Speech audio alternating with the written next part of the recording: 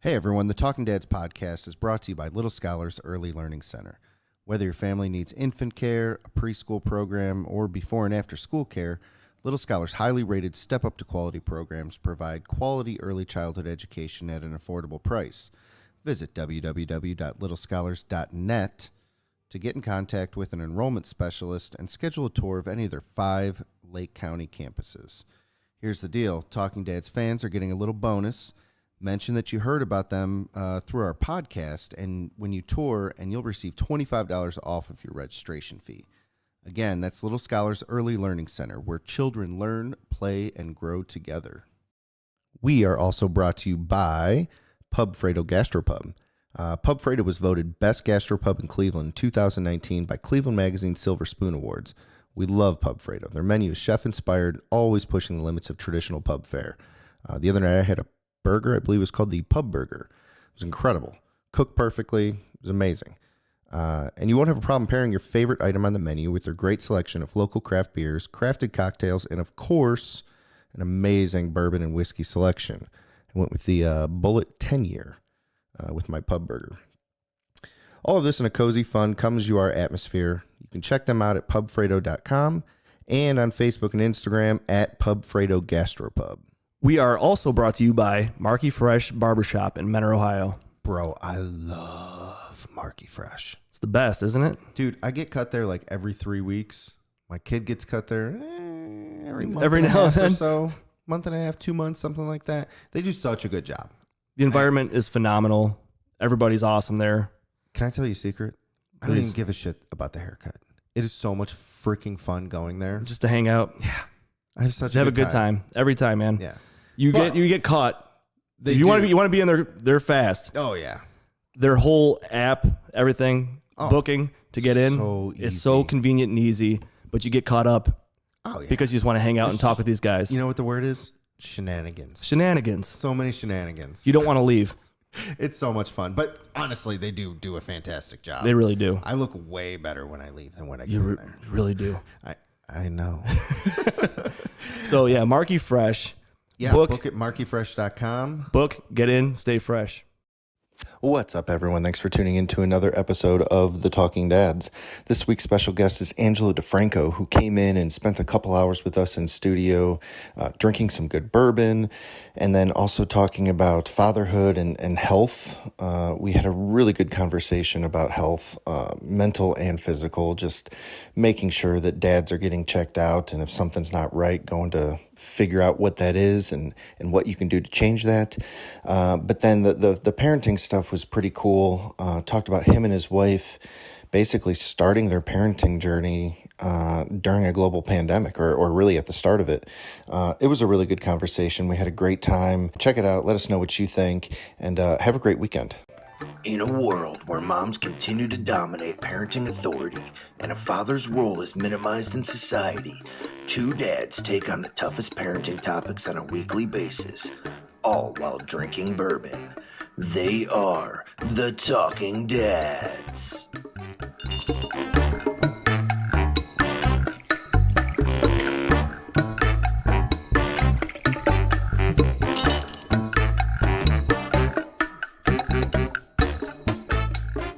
Constantly learning something new, and then you're forgetting about it. Like you have to dump the old information and just figure out what the problem is or what the situation is in front of you and figure that out. It's always task at hand. And then when you have like 2, I find myself like remembering, like with Sloan, what I was doing with Gibbs at that age, and it usually doesn't work. And I'm like, I'll just relearn it all over again then. Yeah. Well, it's the second one too, so you're like, yeah, I should probably be doing this, but fuck that. Right. She'll figure it out. Yeah, it's probably fine. I don't know how your guys' wives were, but Sarah like reads everything. Mm-hmm. Yeah. And so she was reading all these books and everything, and I'm, I read some stuff, but I'm like, dude, you're just gonna learn. Like, you're just gonna learn. And we say that all the time too. Like there's no book that's gonna work exactly for your child. It's just, it's whatever you figure out. I mean, you could take advice from people. I watched a lot of what he went through because his son was born like 7 months before mine. So like I kind of took a lot of advice from what he was doing, and sure, some of it worked and some of it didn't. Right. But just learning on the fly is really what it is. Well, I think that's the fun thing of it, and it's also the frustrating thing is that there is no there's no blueprint to raising a human. You know, No. like, I mean, and if you think about it in those terms, it's just kind of like it brings it to light of like what you're actually doing. So it's serious, but then it's also, So good. it is what it is, right? Like you're going to figure it out and you're going to have fun with it. Yeah. With the Oh, screen, yeah, so I don't have to you're look right, at you're right. Ben Stiller. Yeah, see what you're talking about. I can see why you were distracted on that last one. It's like, come on. Dude, that, Oh, that's that funny. scene is so freaking good. though. It's so bad. And I had to watch it too. It's terrible. But terrible, but awesome. Hilarious. Hilarious. You ever see Something About Mary? Yeah. Oh god, the scene when Ben Stiller's in the bathroom, zips up his balls and his lip. It's like if a scene could hurt, that's that the hurts. one. Just maybe I'll just cover it up and then put the shirt over it. She comes over at the back team and starts spraying it. God. You just lace the tracks. Now he's How'd got you to get the back beans it with up. the Frank? It's a little bit of both. That's how you guys started out Ryan's episode. Oh yeah, we were talking about his balls. Yep. Yeah, Naturally. Yeah, I mean, you played football with Ryan, so you know. Yes. Luckily, he wasn't snapping. Can you imagine what kind of a distraction that would be for someone? Oh yeah, there's no way that dude could have played center. We wouldn't have been as good as we I definitely know that we wouldn't have produced the quarterbacks that we produced. Yeah. Like, I can't do this, man. Like, This come thing's, like, on. resting on my hand. I can't do that. Oh, I love P. So good. The picture that we used for his. Oh, my God. So good. Yeah, One of the- That was a good one. from fishing. Yeah. Oh, that was at the old property. I've got so When they many used to good have- pictures of Parisi that I wanted to use for that, and Well, it's funny because we were sending him back and forth, and we're like, "What should we use?" I'm like, "Do you think he's gonna be upset about this one?" You're like, "Number one, I love it. Number two, do we really give a shit?" I'm like, "You're right." And he doesn't care. That's a I good mean, he's a good choice. sport, though. Yeah, Yeah. thank you. I think we did the right one. thank you. All right, Angelo, what's up, dude? Thanks for coming in. Before we get too far into the reminiscing and having a good time, which we're going to do, why don't you tell everyone who you are, what you do, what makes you a dad, a little dad profile action. Yeah. Well, first, thanks for having me on. This Yeah, is of course. Absolutely, welcomed change of pace for what's been going on. For sure. Should have saw me getting ready. I was listening to David Guetta. Felt like I was getting ready to go to a Vegas pool party back here at the Talking Dead podcast. It's basically the same thing. Yeah, we get it all the time. It's man. wild. I No. understand. Excited to just hang and talk with you guys. Yeah. And drink some good bourbon. So, Hell yeah, man. I consider myself to be still a newbie, 8.5 months in, but my daughter Isla has been everything, to me and my wife Sarah, and so every day she just brings, just something new, just the joy. It's crazy. So I mean, I know everybody talks about it, but really, like, it's You should talk about it. You though. should. because yeah, and especially welcome. like in times like this, like it's been. I mean, she's been everything for us during this time, like, because every day, even though there's you're restricted to the things you can do and all that kind of stuff with the pandemic, but like waking up, she's always got that fresh, innocent smile on her face and makes us laugh, and it's just been everything for us. That's yeah, awesome. it's something that's so nice to have them. Like, they bring you back down to earth. It's like all the crazy Yeah. shit going on, and you're like, it's scary and miserable, and like you see them, that innocence, that smile, and it kind of brings you back, and you're like, okay, this is what's important right here. Right. Exactly. Well, that's kind of cool to think about too. So Isla was born, when's her birthday? April, May? May. So okay. like we were just into We're just getting pandemic started, mode, right? Like it was, I'm trying to think, was lockdown orders started? Like we remember we had that We like started in, 2-month lockdown, So like it like kinda, stay-at-home order. stay-at-home order was like what, April? I don't even remember actually. Yeah, I don't. started It was March or April, I think. I think it was end of Feels like March. 10 years. Right. But so Seriously, like, man.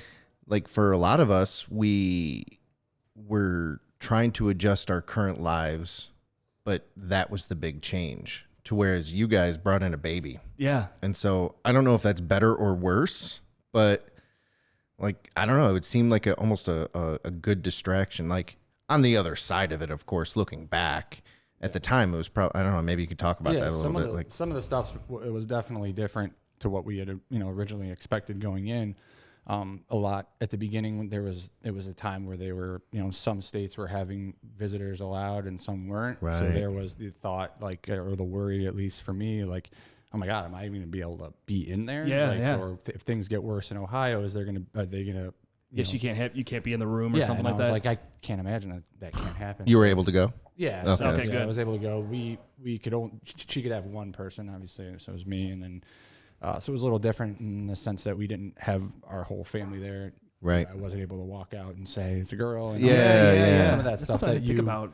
Yeah. look forward to doing. But it was just different, and we did things that are now special, and we look back. So it was, it was different. But if I were talking to you, probably how things went. But for us, it's just That's what you know. That's it. Yeah. It's how you did it. and it's still special, and everything's good. Yeah. Yeah, I think that's a good positive spin on it because you probably got to do something with your wife that was much more intimate. And like, that sounds crazy, but I remember when my first kid was born, in the room was me, her mom, her sister. Oh yeah. Outside Cassie of was the in there room, too. her dad, her grandma, my mom, like, and so yes, it was cool, chaos. but it was so chaotic. And I remember having to be the runner back and forth and like, here's what's going on, because like we did like a extended cut version of pregnancy or like birthing where it took like 36 hours. Like, it was just insane. So I remember running back and forth and like giving updates and like, I'm like, Grandma, you need to go home. Like, Yeah, you it's guys- not happening yeah, tonight.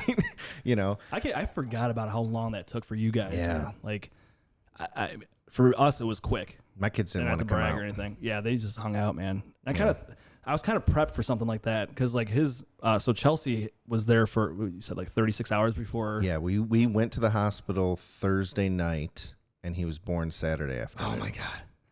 And then we Yeah. were there till like Monday. That's kind of what I was afterwards, prepping for Sam. Like, I was like, okay, we're going to be here for a while. That's like when we got there, I was planning, I'm like, all right, hey, I'm going to go out to the car and grab some stuff. And she's like, you're not going anywhere. Right. Baby's Yeah, going to be I here in think like 2 we were minutes. I'm like, close to Jesus. 30 hours. Oh, you so you were- along you with too? too. It was a Okay. long time. But like going back to that, like, it's actually, I almost envy that a little bit of like, if I could have done it over again, like, not that I wouldn't want my family to be involved, but there's part of me that thinks that's kind of nice. Like, you and your wife did that together. And of course you have the staff in there and everything else, but it's a little less stress, maybe a little less chaotic. I don't know. And it was nice. And I think I was getting a little flack there at the end because my text message updates kept getting a little bit longer and longer. And they're like, what's going on? Tell us what's happening. Right.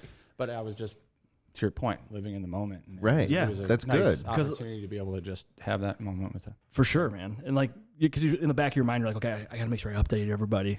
You need Yeah. to go run out real quick and tell somebody for you, for example. But I have to send these text messages out, keep the family updated. And Yeah. Yeah, I mean, it's one of those things, like, and then if you miss those text messages, like, whatever. I got something really big going on here. Yeah. Like, I need to be Exactly. here, and this is where my mind has to be. You'll be all right, Grandma. They'll forgive me. They'll forgive you. They're going to find out the information when it's, becomes available. Right. Well, that's cool, man. I'm glad.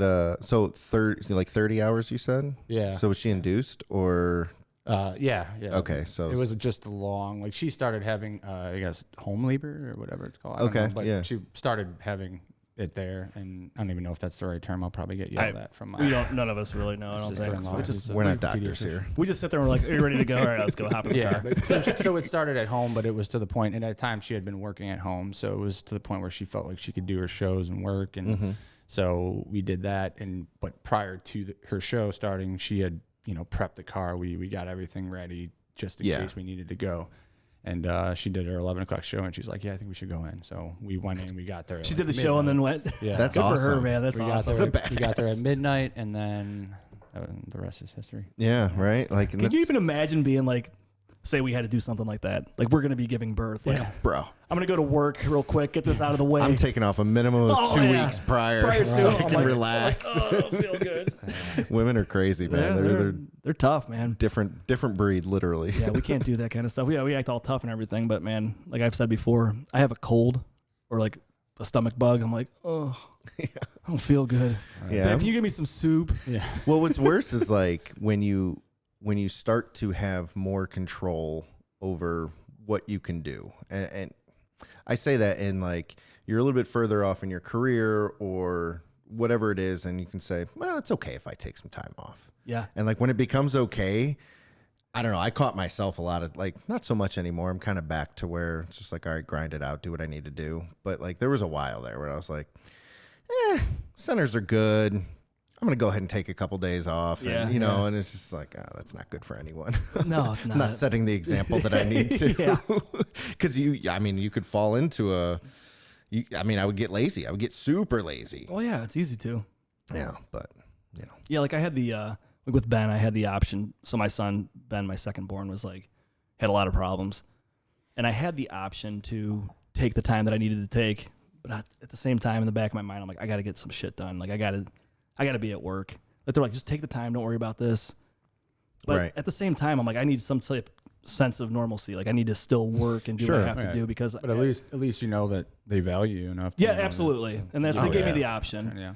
And I'm not going to, there's a lot of people that take advantage of that kind of stuff. And not saying that you shouldn't. Right. Like, everybody's different. Like, but for me, I was like, I need to get back in there and do what I have to do and kind of get that stuff off my mind at the same time. Because, like, I was losing my mind. I had a kid that I thought was going to die at any moment. Right. And so that's scary. And it's just, at some point you have to have, like, something to fall back on. And I guess mine was work. And that's fair. You know what I Yeah. mean? Like it's what we do. I mean, I think healthy distractions are good for any situation, whether it's something as dire as what you guys had to go through, or if it's even just like you're having a bad day. Like, I've had bad days where at night I'm like, Chelsea, you got the kids tonight. Like, I need to go catch up on some work or whatever, or I need to edit some stuff for the podcast. And she's like, you just need some time. I'm like, yeah, I just need some time. Really what it is, I just need some time. I just need some time. And I will. I'll distract myself with something else. I feel better about getting something accomplished. And then, like, I'm good. I can kind of reset, you know? Yeah. And then also to ask you some questions, like with your guys' whole setup of, do you have like a routine, like well, how old is she? 8 months, 9 months, you said? 8.5. Yeah. 8.5 months. So we talk about this too, is like we started a routine with our wives where we would stay up. Like, I would be up from, same thing with you. Shift work. Like, so I'm like, I would be up from, my shift was 8 till 2 in the morning. Yeah. Then my wife would I'd let her sleep, get her sleep in. And then like at 2 till 6 in the morning, like she was on duty to take care of everything. Yeah. Did you guys have some type of routine that you did? Well, we got different schedules. So Yeah. So she starts work, leaves Right, for she's work at at night. 3 o'clock in the afternoon, and that's when my day is starting to settle down. So luckily we have good family support for some of that coverage when we need it. But the night times are basically all me. So, Yeah. Okay. So yeah, from like when I'm done with work at 5, I take over until Isla goes to bed. But Yeah. But on the weekends, I mean, we make it work. But that's another thing going back to like what with the pandemic is it's just been extra time that her and I get together, and now we have Isla to share that with. But it's like it's now that I work full time, like remote from home, so at least we get to see each other a little bit more and can share some of that stuff in the day. So where I can maneuver meetings and work and stuff like that in between, I can always pop in. We can have lunch together. We can do all that kind of That's stuff. really nice. So it's nice. I'm very interested to see. We've talked on the show before, especially when like everyone started working from home. Was like, man, it's pretty cool if you really take a step back. You're getting more time with your family. You know, like I remember there was like a 2-month period where my wife and I were just home all the time, and that's something that we've just never had. Yeah. Like, you know, even when like she was on maternity leave, I was back at work. You know, I was getting out and getting stuff done. Well, with a stay-at-home order and everything, like we talked about how cool it was that we're getting this extra time, and it was the same thing. Like, oh, we're gonna have lunch together. Like, you know, if back in before all of this, if we had lunch together once every other week, it was fun and special. Now we got to do it all the time. I'm very interested to see as we start to come out of it and people start getting more quote unquote normal, how that affects families. You know what I mean? Like, because at this point we've kind of gotten used to having this being around each other. Well, it's been like a year, right? Yeah. So I mean, a lot of people have been working from home. If you end up going back into the office, it's going to be a big change. But at the same time, you'll figure it out. 100%. Because we went from being you being in the office all the time, right? So like now that you had to work from home all the time, like, oh, that was a huge adjustment. Yeah. But then all of a sudden it becomes the norm, and then you're like, okay, we have to make a switch again. But yeah, I typically would work from home like 2, maybe 3 days a week, but now it's full time. But hopefully a lot of these companies too realize that they can have people working remotely, and Right. then I think you'll see an increased desire sure. to find those remote jobs. Even if, sure. a lot of them don't go that. Who does have that opportunity for remote? Because if I have the opportunity to in between meetings and stuff, have lunch with my family. Absolutely, at home, that's amazing. That's a huge there's value benefit. there. Yeah, for sure. 100%. 100%. Yeah, that's like we've talked about this before. Like it'll be interesting to see how businesses do that. Like if they're like, you know what, this we're able to do this. This has been working for a year. Well, and it's Maybe finding we the should match. stick with this. And we don't have to like have these office buildings. We don't have to have this. We can just work remotely. Well, and it's finding the match between the right job for that and then the right person for that, because not everyone can work remote from home. No. I've always kind of worked from home and scattered around between 3-4 different offices, but I'm just used to that. I've figured out how to work out of my truck half the time. Like I can figure it out, go pop into Fiona's or something like that and get some shit done, whatever it is I need to do. But some people like never had to do that, and it's very difficult. Like I know you said that you struggled when you had to work from home for like half a day. Like you were like, it was weird distractions, and like you're just not used to that. Well, it was at the start of it was because the wife and the kids were home, right? So I'm like, with 2 kids, it's like shit. It's chaos. I have nowhere to hide. Like, they're gonna come. They seek you out, and like to get to the office was like, okay, now I could grind. Now I could get my stuff done. Yeah, I'm an early bird because I know that those like 2 hours, if I get up before Isla does, those 2 hours I can be productive, and that just sets the tone for the rest of the day. Like if I happen to sleep in or take that opportunity to sleep in, I'm usually behind the 8 ball on the other stuff that I have to do, which then leads me to have to do stuff later on at night. So it's usually just get it done. Well, see, you figure it out. You get in a routine, and it's like you could figure out from an 8-hour day that you need to squeeze that into like a 4-hour day, right? Like it's compressed time, but you realize that you could actually do that. Sure. You could grind for those few extra hours that you have in the morning. You get a lot done, and then you could have the lunch with the family, and you could do what you have to do. And then, like you said, like at night, if you have to do some things, it's like that's an option. Like that's something that maybe some people couldn't do before. Like you didn't have the option to work remotely. Like I've always worked that way. Like I'll end my day at 2:30 some days and go pick up the kids early and go do something fun or whatever, just to hang out. Yeah. And then, but I know 9 o'clock, once the kids are in bed and, Chelsea's done for the night, like, all right, well, now I got to catch up because I that's what I chose to do. But it's nice having that option. Not everyone has that option. No, they don't. And Right? that's the way I've always done it. And I do my best work at night, I think. Maybe I just tell myself that, but if you do, you do, man. I do. Like, yeah. I mean, so Do like, you have one of these? oh, yeah. you have to, right? yeah. That's the other nice thing about working from home is like, maybe a drink's going to help me get through this. You know what, though? That's the thing. It's like, I will know it, but I'm realistic about it, too. I know if let's just say I don't know. Sometimes I'll have to write a policy or write a procedure or write whatever. And it should take me 45 minutes to an hour. I'll say, all right, I'm going to give myself 2 hours.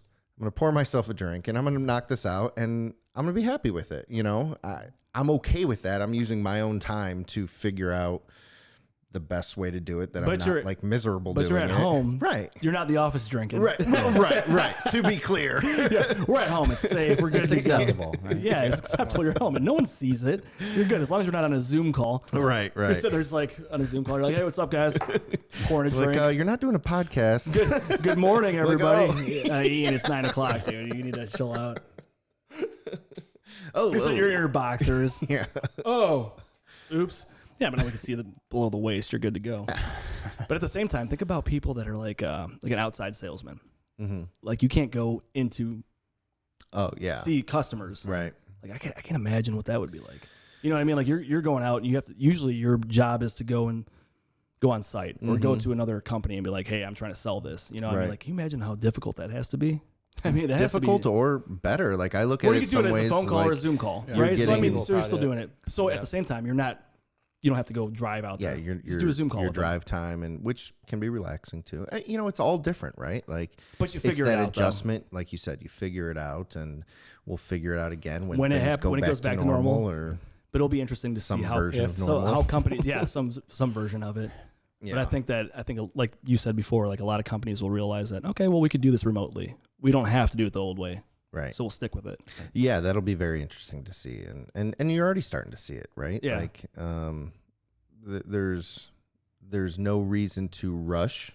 I think a lot of big businesses, your Progressives and your Steris and things like that, or at least locally, they're just kind of taking their time. Like, there's no rush to get back in and do things. Like, my business was a little bit different. Like, we had to make sure that we get there. open, you know, but, I don't know. It's interesting to see from industry to industry how that's going to kind of play out. Yeah.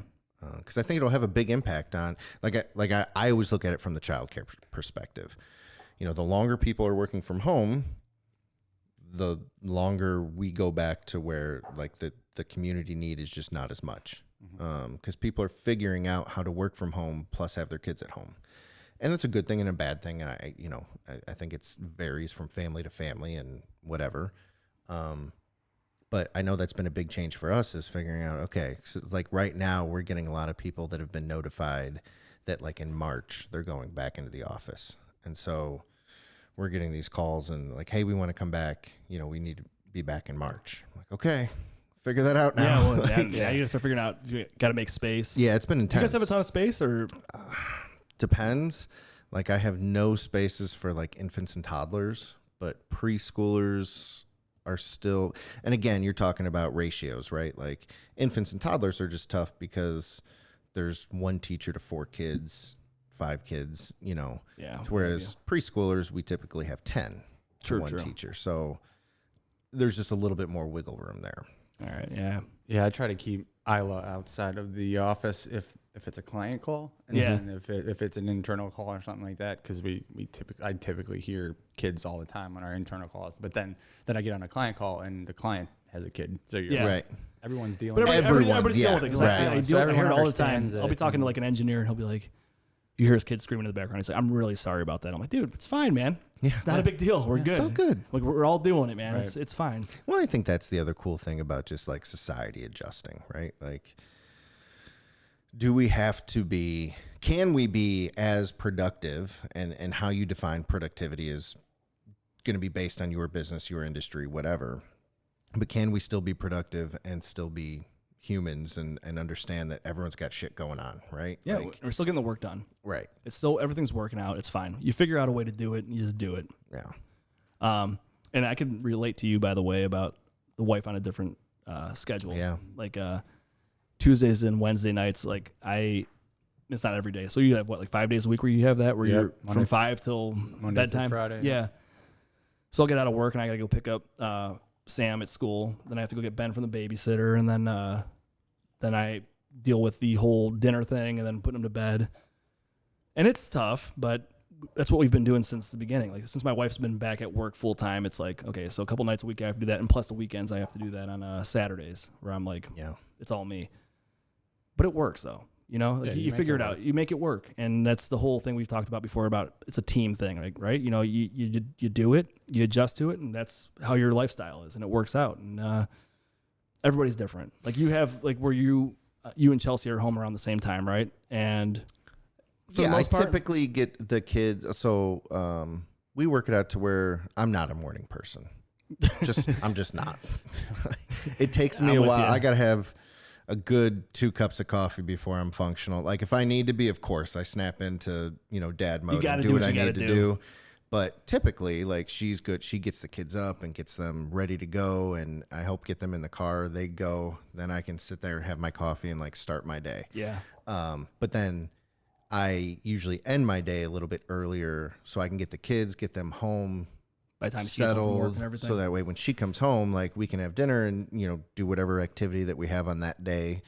Cause that's a lot right now, but yeah, so, I have them for maybe 2.5 hours before she gets home, and then we tackle bedtime. It's more normal than like what you guys got going on for sure. Yeah. So we, like, when we get the opportunity, so like Sunday evening, when I go home tonight, when we have dinner and we're all there, like, we only get that opportunity 2 times out of the week. So I describe it like, what's that 7-card game of poker that there's a special name for, like, 7-card poker? I don't know. well, you can do 7-card stud. You can do Whatever, we'll Caribbean just call it stud. that. Yeah, But whatever. The way I describe it, every time I have to do it, we had this before. We had Isla. It was like we're playing this game of poker with 2 cards. Like even like Sarah's trying to make time for friends, and because she has a different schedule, so she hanging out with her friends. Like she's got these 2 days that she's available. And then everybody else has other stuff going on, but they're available in the evenings, Monday through Friday, but she's not. So it's like in planning all this kind of stuff, we have these things that we have to like work through. But so it does make though like the times when we can all be together and do that a lot better. But It makes it a lot more special. yeah, Yeah, because I do that. That's my Monday night, Thursday night, and Sunday night. That's where I have my days where we're actually together when I get home. And that's nice. You figure it out, and you just deal with it. Because, like you said, like trying to balance the whole like the friend aspect of it and plans, and trying to get like well, it's not so much now that we're kind of just locked down, where we're not like hanging out with our friends all the time. We don't have parties going on. We don't have weddings and things like that. Yeah. Which is always fun to figure out, but it's kind of simplistic at the same time because you're just at home. Well, really. but it's just like taking care of each other's mental health, though, because like you said, like there are stuff. Like I know that there's times when Chelsea just needs to go hang out with her at her parents' house. Yeah. And sometimes she wants to take the kids. Sometimes she just wants to go hang out with her mom or her sister when she's home, or whatever it is. I think it is important to figure that out and understand that. All right, here's what we're working with. Like you said, like here's the cards I'm holding. Yep. All right, if we do this, this, and this, and that means that on this might day, right. It's a gamble. fighting chance. Yeah. We'll see how this plays out. Right. But no, I think that's fun. Like I know Chelsea is very supportive and understanding that like this is something that is good for my mental health. Oh, yeah. And to be able to be not only a decent dad, but a decent husband. Like, Decent person in general. right. This But is our escape. This is our going it out. is. I That's mean, really she what this knows. is. She'll make a comment sometimes. She's like, "Man, you guys haven't podcasted in a while. Like, maybe you need to go like talk it out a little bit." I'm like, Yeah, you're kind of right about that. Your patience is literally 0 right now. You might need to go. I'm like, yeah, you're right. I You're probably right. should. This is our therapy right here. Yeah. We have to go hang out with a different guy and just have a few drinks and just Right. kind of vent about what's going on in our lives. And obviously, especially now, it's probably even better. Oh. Oh man. It's And for us too, it's like we get to do this every week. Yeah. Like a lot of people don't, to get to go out and just hang out with someone and have a conversation about what's going on in yeah, their lives. people you just miss friends. Like you're just Oh like, man. I'm such a social person. Yeah. Like, I love seeing people, man. Like last night we went out for my wife's dinner. For my wife's dinner. For her birthday, we went out to dinner and we ran into a few people we knew and it was like, holy shit, man, this is amazing. Like this is so much fun. I can't believe it. Well, we ran into you in what was it, September. We went to the Browns game. Oh yeah. oh yeah. That Like was how fun. amazing was that? Like Yeah. we were see people, like 3 of the 6,000 people that were there. Like, and we just run into somebody we know. We're like, that was a night out, man. That was so You're much like fun. awkwardly standing like, what do we talk about? Yeah. Like, how do we Hey, Angelo, are you cool with hang me out with people? taking my mask down to talk to you? Like, is this all right? Like, are you okay with this? It's so crazy and so like, just It's just different now, Yeah, man. It's, yeah. it's really weird to go out and see somebody. And like, back to the mask thing. Like last night we ran into the Crockett's and like we're talking to each other and Kev's got his mask on. He's like, I'm gonna take this off. I'm like, yeah, that's fine, man. You never know what to do with that handshakes. You're Yeah, like, you're like, yeah. Well, that's the thing. Like we ran into Hey. his aunt and uncle-in-law. yeah. And Tim walks up to me. He bought my drink, and I'm like, "Hey, man, thanks a lot." And he's like, "Rock, Yeah. handshake, rock." It was like that awkward in between thing. And it was like, "Elbow? I don't know. Should I hug you? I don't know what I'm supposed to do. You cool with this?" Right. So yeah, that's why this is nice. It's just kind of Yeah. sit around and bullshit for a while. It's like going to the bar, but you don't have to worry about all the background noise, the music. You could actually have a conversation about what's going on in our lives, Right. and we get some advice from each other too, right? Yeah, again, kind of going back to the mental health thing. I know, like, so we've been doing this for like 2 years now. So Yeah, we're pre-pandemic, we were still doing this and having a good time. Hanging out till like 1 a.m. I don't think I understood how much being around other people and socializing and just like working through whatever's going on, because like it's a different aspect or a different, it's a different dynamic. I talk to my wife about shit and like love her to death, and like we communicate very well on certain topics, and then on other ones I'm just like, all right, Can't- I just need to can't go have this talk to with you. Steve, or I need to go talk to another dude that like understands the bullshit that I'm talking Well, it's about. like you start right talking about it, now. and she's like, "Yeah, cool, it's all right. Yeah. Don't worry about it." You're like, "Nah, she Are doesn't you even get listening? it." Yeah. right. She's like, "Wait, what'd you say?" Scrolling on her phone, like, yeah, I'm done with you now. I'm like, all right, fine. All right, yeah, fine. I'll stop bitching. But think about it too is like the thing about us doing this in the studio, which is nice because there was a few month period where we were doing Zoom calls. Yeah, That sucked. Yeah. That I was mean, we rough. did it. We made it work, but to be in person, Yeah, it's like in the just- studio, it's is not so the much same. better. It's not the same. You get out of the house, you get to sit in person and talk to somebody. It's so much different. Well, I mean, even talking about like working from home, like I remember doing podcasts from my basement, Yeah. and like you hear the kids going up there, and it's not even that. It's not even that like my wife couldn't handle what was going on. Obviously, she can. She's a rock star, Yeah. but you feel bad. got some Like, points there. Because like we're right doing it now, around bedside. Yeah, she doesn't exactly. listen. It's fine. Yeah, she does not. Might want My to wife call does it not. out. I don't know what time it is, but you just tell her this point in the podcast. Right? Yeah, maybe we should highlight that one. Yeah, like, hey, babe, listen around 30 minutes. And there's some good shit in there. But no, I mean, It's like, yeah, like, sure, I'll listen to it. I feel like you can't help but feel bad. Well, yeah, 'cause like, you can hear the chaos right going on now, upstairs. I'm sure that my kids are not being angels, but I'm not around it. I don't hear it. I'm good. I don't think don't feel about it, it. yeah. But if I hear Deal with it them, later. if they were over there doing it, I'd be like, all right, guys, give me a minute. I'm gonna go make sure they're okay. Exactly. I mean, when we were home doing it, it sucked because I'm like, Yeah. oh, it's like 8 o'clock. It's right around bedtime, and you can hear her just struggling with it. Like she figures it out, but Feel like that, guilty. you feel really guilty about it. You're like, I The could be up one there good helping thing, out. though, is that we were talking to guys that we normally wouldn't be able to have in studio. Yeah, we're talking We people out talked to of state. Scotty Goodwin. Like, I haven't talked to that dude in I haven't seen forever. him since like high school. And that was really cool to talk to him. I talked to a buddy of mine from the Marine Corps that like haven't talked to him in 15, or I've talked to him, but like haven't seen him, you know. But they actually have what, a since conversation my with bachelor them, party. Yeah, you know. But it's even better than going to the bar Right. because you go to the bar and you could have a conversation with somebody, but it's like it's quick. Like, Yeah, there's somebody else you can go talk to. Quick snippets. And yeah. it's not about like what's going on in your life, what's going on with your kid, or anything really. It's just Well- like, I mean, it's just quick. It's all Again, I small think talk, this and you're screaming at is- each other because you can't hear each other, and it's like, yeah, So You the know- next step will be, so I've seen friends individually, but yeah. all have it- together. yeah, get the Right. band back together. Yeah. That's gonna Yeah. That's when it's different, man. yeah. We've been talking about so last year was our first full year of doing this, and over the summer, I mean, we were probably this time of year last year, we had these events lined up. Like, all right, dude, we're gonna do a barbecue where dads get together, and we're gonna start this series where dads just bring their kids, give the wives a break, like go to a park, all hang out. We had all these things lined up that we wanted to do. And then it's just like, nope, sorry. No, Like, that's not what we're supposed doing. to be seeing people, Yeah. so can't do that. And like, And then if we we could. but then if it's on video, then people are Yeah. gonna kind of frown on that, and it's not gonna happen.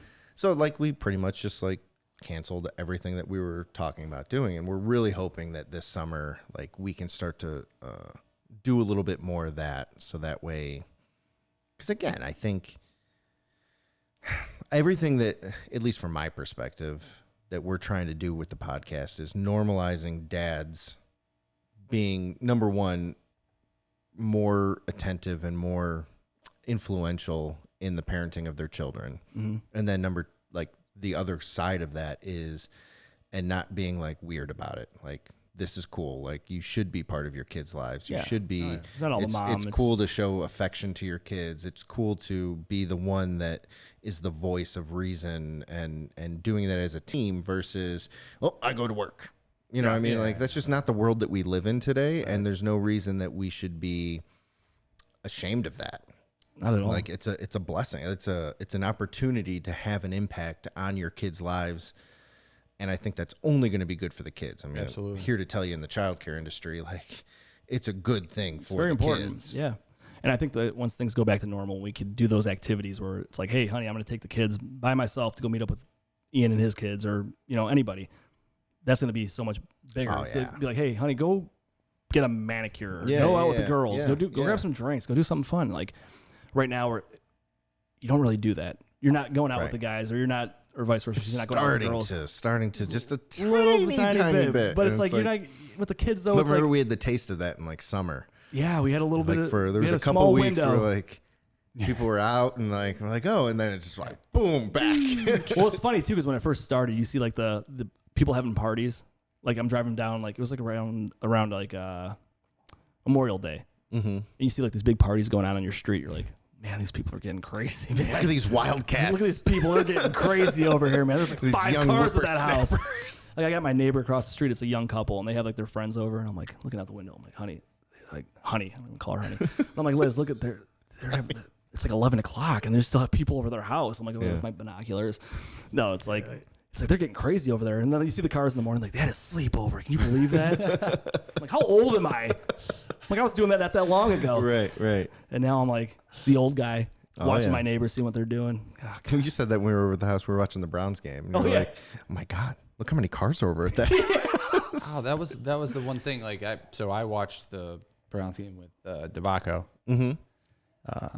You know, the playoffs, the last few games, we went to a lot of games together. But I was like, if the Browns beat the Chiefs and are in the AFC Championship, like you know, I want to watch the game with you still, but we need more people. Like, this needs to be a thing. Like this, if we're playing to go to the Super Bowl, we can't sit in my basement. It can just be 2 people. Like, we got to make this bigger. Yeah.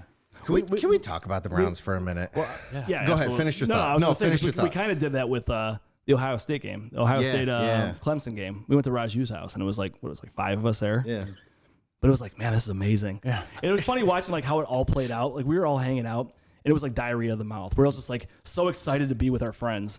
We're just telling each other stories, and it was so much fun, man. It was a year to catch up on. You know? Yeah, you got it. Like I haven't seen Raj like. When was the last time we all hung out like that? Like the first Browns game? Yeah, opening day. Yeah. And that was when we played Baltimore. Yeah, we all went over to Raj's house, and there was a bunch of us, and we had a good time. It was just like almost like normal again. Yeah, and then down. Yeah, there we are. But yeah, get into the Browns real quick because I'm down for that. Well, I know Angelo. I know that you're a huge Browns fan.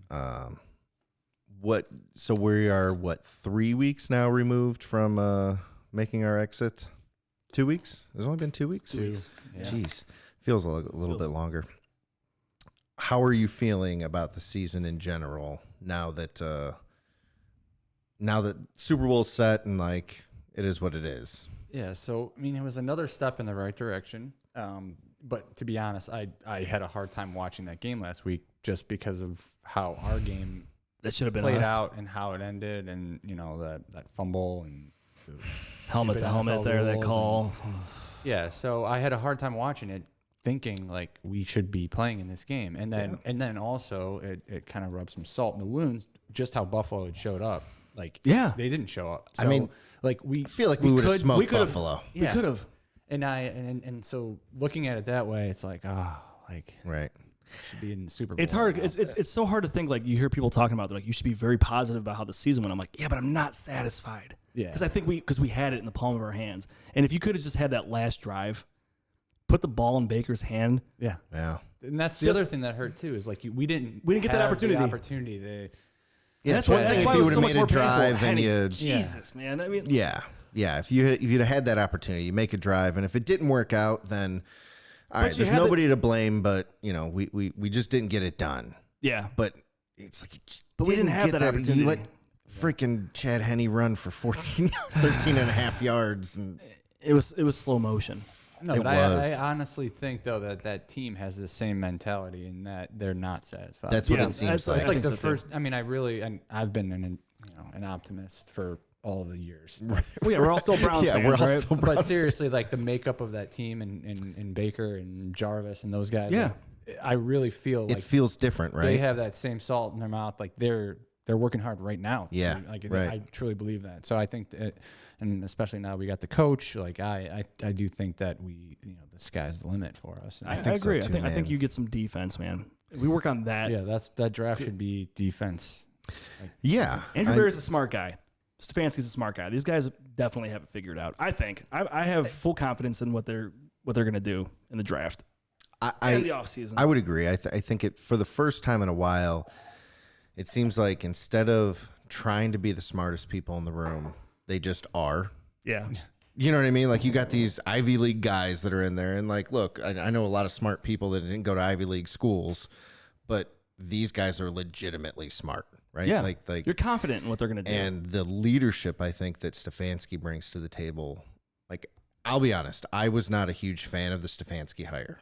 Like I remember I was at Topgolf, and when it was announced, and I was on the what's his name from New England?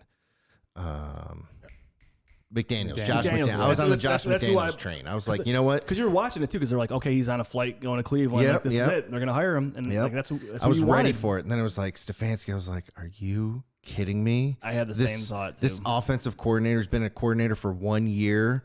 And like, so then I went on Instagram and I saw all the women commenting on about Stefanski, and then I was like, all right, they're usually right. Yeah. So the women got it all figured out. They knew what they're doing here. That's a fair point, actually. Good call on that, man. You're right. I started wishing that my beard had a little more salt, a little more pepper in it. Yeah, dude, you got to get the touch of gray in the beard. Yeah. Yeah, the ladies love them, man. I get like one straggly like gray hair in my beard every once in a while. I'm like, oh, I got to keep it. Yeah, you got to keep it, man. Like, no, it doesn't look good. It's like Liz. Like, I have the gray hair growing on the side here now, and she's like, it looks good. I'm like, I hate it. I'm like, I feel like it they out. just pop up too. Like I didn't in this area right here. I didn't have any, and then like the one day I just looked, and there was like one that was like longer than every other hair, and it's That's glowing. the weird thing. It's just sprouted overnight. And it's glowing. Yeah, like the light's just bouncing off. You're like, son of a bitch. Just wait, man. Isla's gonna be like 2.5, and you're just gonna be white. Yeah. Look what you did to me. Yeah. Then you're dyeing the beard. Oh man, the 2.5 to 3.5. That's my. I think that's what I've figured out. Because Sloane's finally getting to be.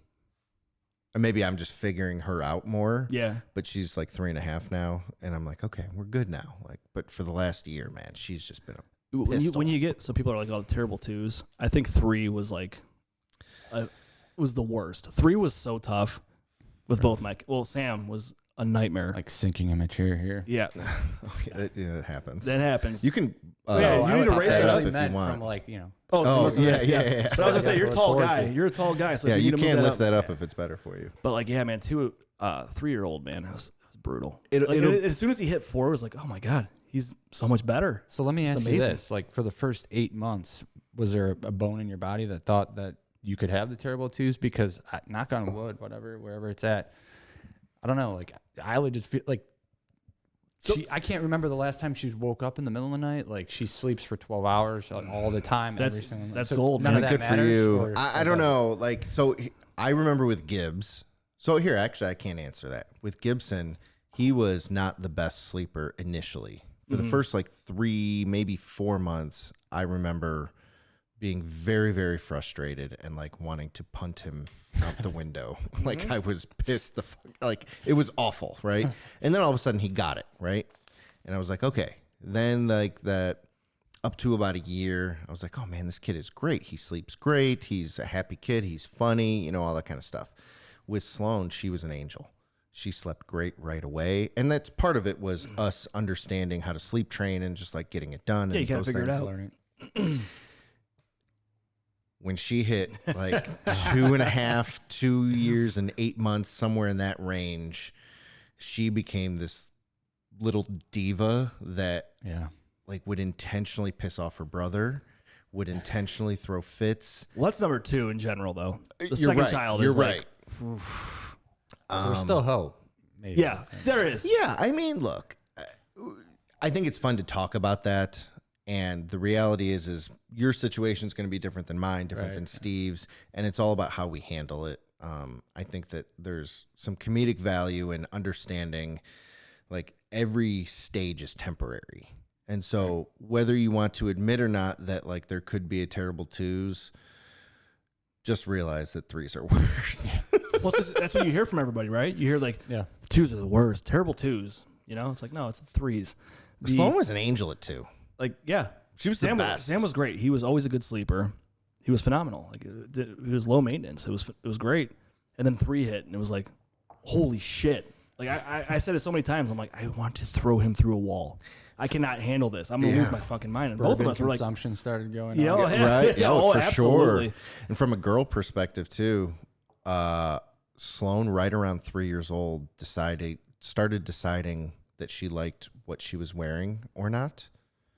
Like, oh yeah, so and I can't stress enough how big of a deal it is to her. And now all kids are different, everyone's different, but like, I see this shit you guys post on it. Like, you got a cute kid, and like, she's always dressed really cute. Like, oh, that's Sarah. Yeah, Absolutely. I kind of figured, but like, you know, even so, like I'll you know, when I have to get her dressed and stuff like that, I like to make her look cute too, you know, whatever. She's at the point now where if it's not pretty or it's not beautiful, she'll throw a fucking fit. Like hardcore meltdown. It's got to be a dress. It's got to be like the We had stuff. Does she check like brand names though? What if she starts? she's not wanting into some branding expensive yet. Stuff? Oh, Yeah, that's the problem, she is man. going to be an expensive child. I already know this. But like she really likes shoes and she really likes her dresses. It was funny. We had actually it was the Friday before we played the Chiefs. And so at the daycares, we did you know, Browns Day or whatever. I'm supposed to wear Browns gear and I wanted to get some good pictures to post and all that kind of stuff. And so Gibbs, no problem. He had his jersey. wears, He's good to go. Odell. He wanted to wear his Odell jersey. I was like, all right, let's do it. Sloan, I had like 6 different choices for her. She was I had to bribe her to wear it, and she ended up choosing like it was like one of those GV shirts. Like it was just a Cleveland shirt. It wasn't even a brown shirt, but whatever. It was close enough. I was good with it. So I'm like texting my director. I'm like, hey, let me get these pictures. Make sure I get one of Sloan. You know, I want to see. And she's like, well, we have a problem. I'm like, what's the problem? She's like, Sloan won't take her coat off. I'm like, what do you mean? She's smart. She wouldn't take her coat off. She knows. Yeah. She was like, I'm not taking this all off. right, I'll wear it, but you ain't going to see it. Yeah. Yeah. It's not cute enough. Hilarious. The jacket to me. works, but Yeah. you got to get like a little dress. You got to get like a Browns dress. But I mean, the problem with Dude, we've Browns is tried. like the colors just don't work for girls. Yeah. They're like, no, I'm not doing this. It's not pink. And she's very serious about it. She's like, it's not beautiful. I get it, man. Hey, Okay. you like what you like. Whatever you say. Which is so funny too, because like my wife is not like a girly girl. You know what I mean? Like, I don't think, right? Do you I don't think? think so, I don't no. know. I don't know if that's an insult or a compliment. I don't know. Either way, she's not gonna listen, so you're good. Tell her not to watch. Yeah, Right. she won't check this part out. What do we got? Yeah. Yeah, you're right. just keep Yeah, we're good. keep replaying earlier when I I know. said something great I about marked her. down the time. We're good to go. I got the time But no, stamps. like she's just not, and all like Sloan is just the All girl. girliest of Yeah. girls. It's hilarious to me. Like we were before we came here, she's like she wanted me to help her feed her baby. You know, she got like a baby doll for Christmas, and she loves being a mommy. And I was like, "Yep, I'll sit with you." And she's like, "All right, Daddy, can you hand me the binky?" It's like, "Yep, here you go." You know, and I'm doing it's fine. Like, Yeah, it's that's easy. just what she loves to do. Yeah, but then like you said, she's like, this is not beautiful. Yeah. So even if you're mad at her because she won't. She won't wear what you've she laid wanted to out wear. 6 options. She won't pick one. But then she says something like that. Like, You're like, all right. Whatever you say, baby girl. Yeah, I'll do it. I The mean, girls, the girls will they'll get you wrapped around their finger quick, man. yeah, I have it's done. 4 nieces, yeah. and they're all like same thing, man. Like I can see where my brothers are all in trouble. I'm like, you guys, It's just I a have different boys. animal. it is It's such a different animal. like the boys are like they're easy to please on most things, like clothes, like whatever. It doesn't matter. It does not matter. They're like, whatever, just give me some clothes. I don't care. I don't want to wear them, but I'll wear whatever you give me. Or be like, hey, go get yourself dressed. They'll throw on the worst thing Dude, I you've was just ever gonna seen. I'm say. like, dude, what I the was hell just is gonna that say, I'll outfit? tell I'm my like, that's like kids- pajama bottoms and like a hoodie. That's not gonna work, buddy. You can't go to school looking like that.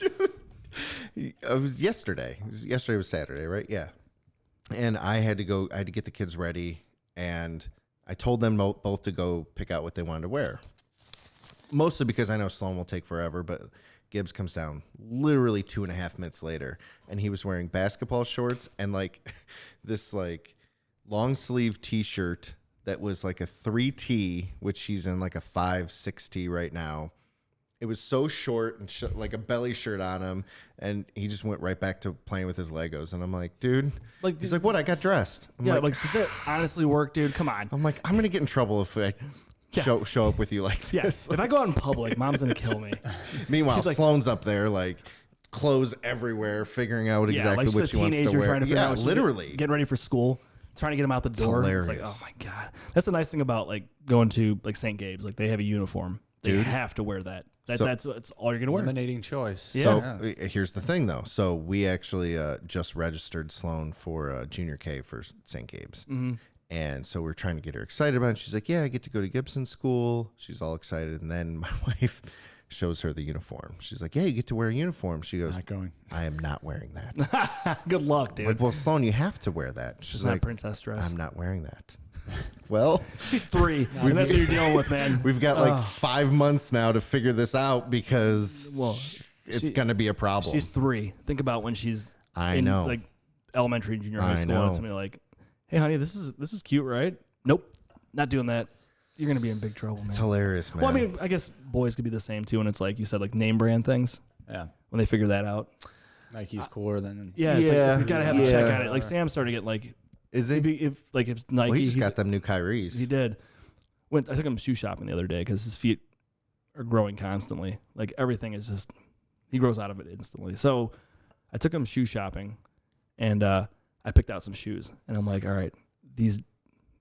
Bottom line, like they don't have anything in his size that's cheap Right. at Dick's. I'm like, this sucks. So I'm like, all right, these Durants look really nice. They're gray. They're like gray. They have like gold in them. They're really basic looking. I'm like, these are phenomenal, buddy. What do you think of these? He's like, eh. You're showing him some Monarchs. Dude, look how sharp I have these are looking. My dad has Monarchs. So does mine. Yeah, I have for a story sure. about the Monarchs too at Dick's. But so I'm like, all right, what do you think about this? He's like, yeah, they're cool. He's like, if you like them, we can get them. I'm like, all right, thanks, buddy. And then I'm like, all right, these Kyries are kind of nice, but they're black and white. I'm like, this is perfect. The guy comes back. He's like, all right, I have these 2 in his size. He pulls out the Kyries. They're blue. They have yellow, red. They're all colorful and everything. I'm like, all right, buddy, what do you think of these 2? I'm like, you like the gray ones? He's like, yeah, I like those. I'm like, son of a bitch.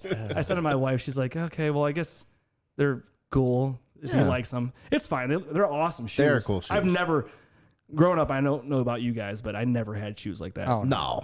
Mine were my brother's, first of all. There's like holes in them, and I got whatever I got. No, I feel like in every area. So I didn't have the cool bike. I didn't have the dyno. Yeah. I didn't have the Yeah, Dyno. right. I had the Diamondback. Yeah, yeah. I did get a mountain bike. dyno, and it was amazing, and that was like the best day of my life. You did. But like You my did have- clothes, though, that Dyno like, was sweet too. it The was silver and red one, right? Yeah. Oh, Wasn't God, it silver and yeah. red? Amazing was that I so remember amazing. that. The mags, it had the pegs. Pegs. Oh, lucky, dude. That was the best gift I've ever had. But like everything else was like, I'm the youngest of 3 boys. You know, like it was all hand me downs. Right, right. I'm like, you get what you get. I'm like, I'm buying this kid Kyries at 5 years old. Oh yeah. But you know what's funny though is my youngest son, he's getting whatever Sam had. These Yeah, shoes, yeah. the shoes are falling apart. I'm like, here you go, buddy. And he doesn't really care yet. He's 3. I don't think. Dude, Sam actually, I really should cares. give you. Gibbs has his J's. Please do pass them down. Almost like he was like 3 or 4.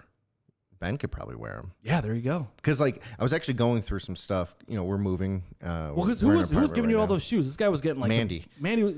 He was getting the best shoes I've ever seen, like Durant's, like LeBron's. So like one of my Kyrie's. I'm like, Jesus, man. One of my managers, she has a younger brother who, kind of a different situation, but basically they spoiled the crap out of him because he came from a weird situation. They adopted him and stuff like that. And so like he was getting all this cool stuff, but he was a very picky kid. And so she would buy him these shoes and he wouldn't wear them. She was like, well, here, you want these for Gibson? I'm like, yep. Hell yeah, And so dude, I was they're getting, badass shoes. I was getting constantly like a new set of shoes all the time. It was amazing. Yeah. Yeah, because I mean, all the hand-me-downs too from Sam are like, they're just torn apart, man. Like I have like these nice like Adidas shoes that he wears at school. They're just brown. There's no way Ben's gonna be able to use these things. They're garbage.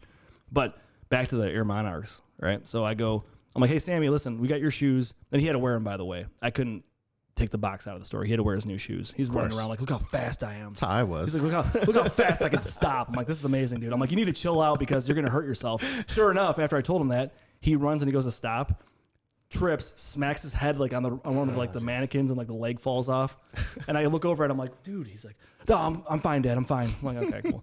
So I'm like, hey, I'm gonna go get myself some shoes. I'm like, you wanna come with me and pick out some shoes? And the kid comes over to me. He's probably in high school. He's like, hey, we got these Brooks shoes. You ever heard of the Brooks? I don't even know anything about them.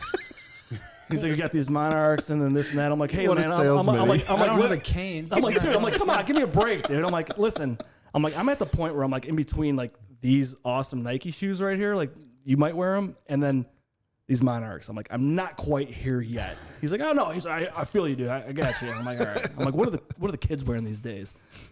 Needless to as say, soon as you say that, then he's busting out the Monarchs. oh God, I do want to get a pair just to see what they're all about. My dad they says got- they're comfortable. They have to be the best. Yeah, My father-in-law has a few pair. My dad's got some. My dad still wears the regular shoes, but like my father-in-law has them on. He's got like 4 pair in the garage. Like you see the lawn mowing shoes, the everyday, and then like grilling shoes. They're just the same shoe. They're just a year older, right? Yeah. Yeah. Oh yeah. Yeah. Usually things that They've gotten a little more hip. They work. Stick around. Have they gotten hip? Hip's the word, huh? Dude, I mean, I'm a trail runner guy these days, and I don't do a lot of trails. I should, but like they're the most comfortable shoes. So that's the brand? No, it's You're wearing them right now, aren't you? Yeah, I am actually. Solomon's. Okay. And they're like not the most like coolest looking shoe, but they're so freaking comfortable. I just don't care. Comfort. So I'm all about Allbirds. Oh yeah, yeah. I've seen those. Yeah, Yeah, those are. And like all slip on like mesh like or not necessarily slip on, but they probably different ones. Yeah, they got about a bunch of different kinds, but they're all. I mean, from a comfort perspective. Yeah. I'm all about that's what this comfort. kid said about these Brooks shoes. I guess they're phenomenal. Yeah. They're probably super expensive. Happy 60th birthday. Yeah. Hey, I mean, honestly, if I'm, I look for value, I look for comfort, that kind of stuff. Yeah, like, 100%. No, you're right No though. shame. I'm like, I try on these shoes that all the kids have. Well, first of all, I'm looking at some shoes at Dick's the other day. I'm like, oh, these are nice. I'm gonna get a pair of these. $130. Yeah, I'm like, it's outrageous. what the fuck, man? Tough to swallow, right? It is. I'm like, where's like the $60 or $70 range? I'm like, You know what's like, you funny, don't have though? these on the rack. I'm like, and then I wear a 10. I have a smaller foot. Like that size is impossible to find in the store. It's a very like typical It's size. really so like it's your hard to find, standard size. Can't find them anywhere. Really? But everything's like $130. Anything that I want is like $130. Needless You know to what's say, I funny? walked out without any shoes for myself. Right, of course. That's how Naturally. it works. So my brother-in-law, he turns 25 or 26 next week. I don't know. He's young. Somewhere in his He's a mid-20s. kid. Yeah. And How much would you pay to be 25? A lot. I don't know. I was kind of a dick at 25. So was that. We all were, right? I mean, maybe, yeah, just to go back and do things a little differently and just get to feel myself like you further did ahead. at 25. Yeah. Oh, yeah, just to Just to feel, feel like like yeah, it? for sure. 25 felt great. So we were with him last night, and we were like, all right, so what do you want for your birthday? You know, blah, blah, blah. And he's like, honestly, I want you guys all to pitch in. These J's that I want, they were $260. And I was such an old man. I was like, dude, like, cool, I get it, but like these are the exact same shoes that you already have. Like I'm looking at his feet, and I'm like, he's like, no, these are the retro 11s or whatever they were, and I'm like, sweet, dude. I don't understand it. Like, are you really gonna waste your money on that? And he goes, how many bottles of bourbon do you have? It's all the same shit. Touche. I'm like, all right, I get your point. But I get your point. I'll throw in for your shoes, like whatever. It's not the same. Damn it, it's not the same. That's a good argument, I guess. It is a good argument. I He's was right, like, though. all It's right, like you're right, you like what you dude. like. If you likes the shoes, then Yeah. all right. I've spent money on bourbon that like would be Shouldn't- ridiculous to people. So Well, we talked about it earlier before we started. Was like that Kentucky Owl. Like, Oh, yeah. we got that. It was like $130, or I could get the rye for $2, whatever it was. yeah. You're kicking yourself. You're like, damn, I should have got that bottle. Yeah, let's do that. But so I keep track of my unopened bottles. Okay. Just because I know what the value is. Like if I wanted to, if I were Right. ever to be like I'm not drinking bourbon anymore, like I know the value of Sure. my unopened Sure. bottles. But like I said before we started this, was like since you're not having people come over as much, inventory levels it's stocking are up, going man. up. Through the roof. Yeah, and it's just growing and growing. Yep. Yep. Well, it's like we had a text message going the other day between Ian, myself, and Tommy McCloskey. And I'm like, hey, guys, what's the delivery day at Shoregate? It's right by where I work. And they're like, I think Tuesdays or Wednesdays. I'm like, I was thinking about going. And they're like, okay, cool. So I drive over there on my lunch. And the car in front of me, I see it pull in. I'm like, I think that's Tommy. I pull in, and he's parking right next to me. I'm like, oh, did you get the itch? He's like, dude, as soon as you said it, I felt like I had to be here. But Thank like, you, sir. I can't help myself, man.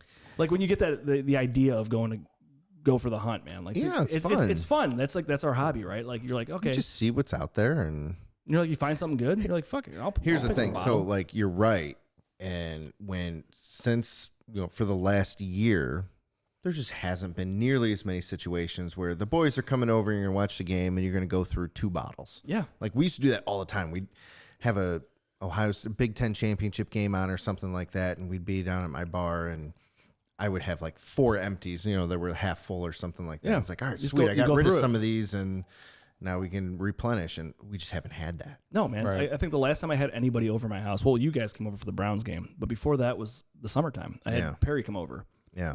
And I'm like, dude, you want to have some drinks? Like, I have all these bottles. You want to get into this? I'm like, try this. I'm pouring all these drinks. And I'm like, that's why when DeBacco was coming over for the Browns game, he's like, can I bring anything? I'm like, just don't bring no, alcohol. please don't. If Please. you want to bring something else, bring out. You know, Right. I got the booze covered. Yeah. Yeah. So I saw that. I think Parisi was drinking you guys were drinking the 1920. Yeah. So that we were that's drinking what he 1910 actually. brought me over.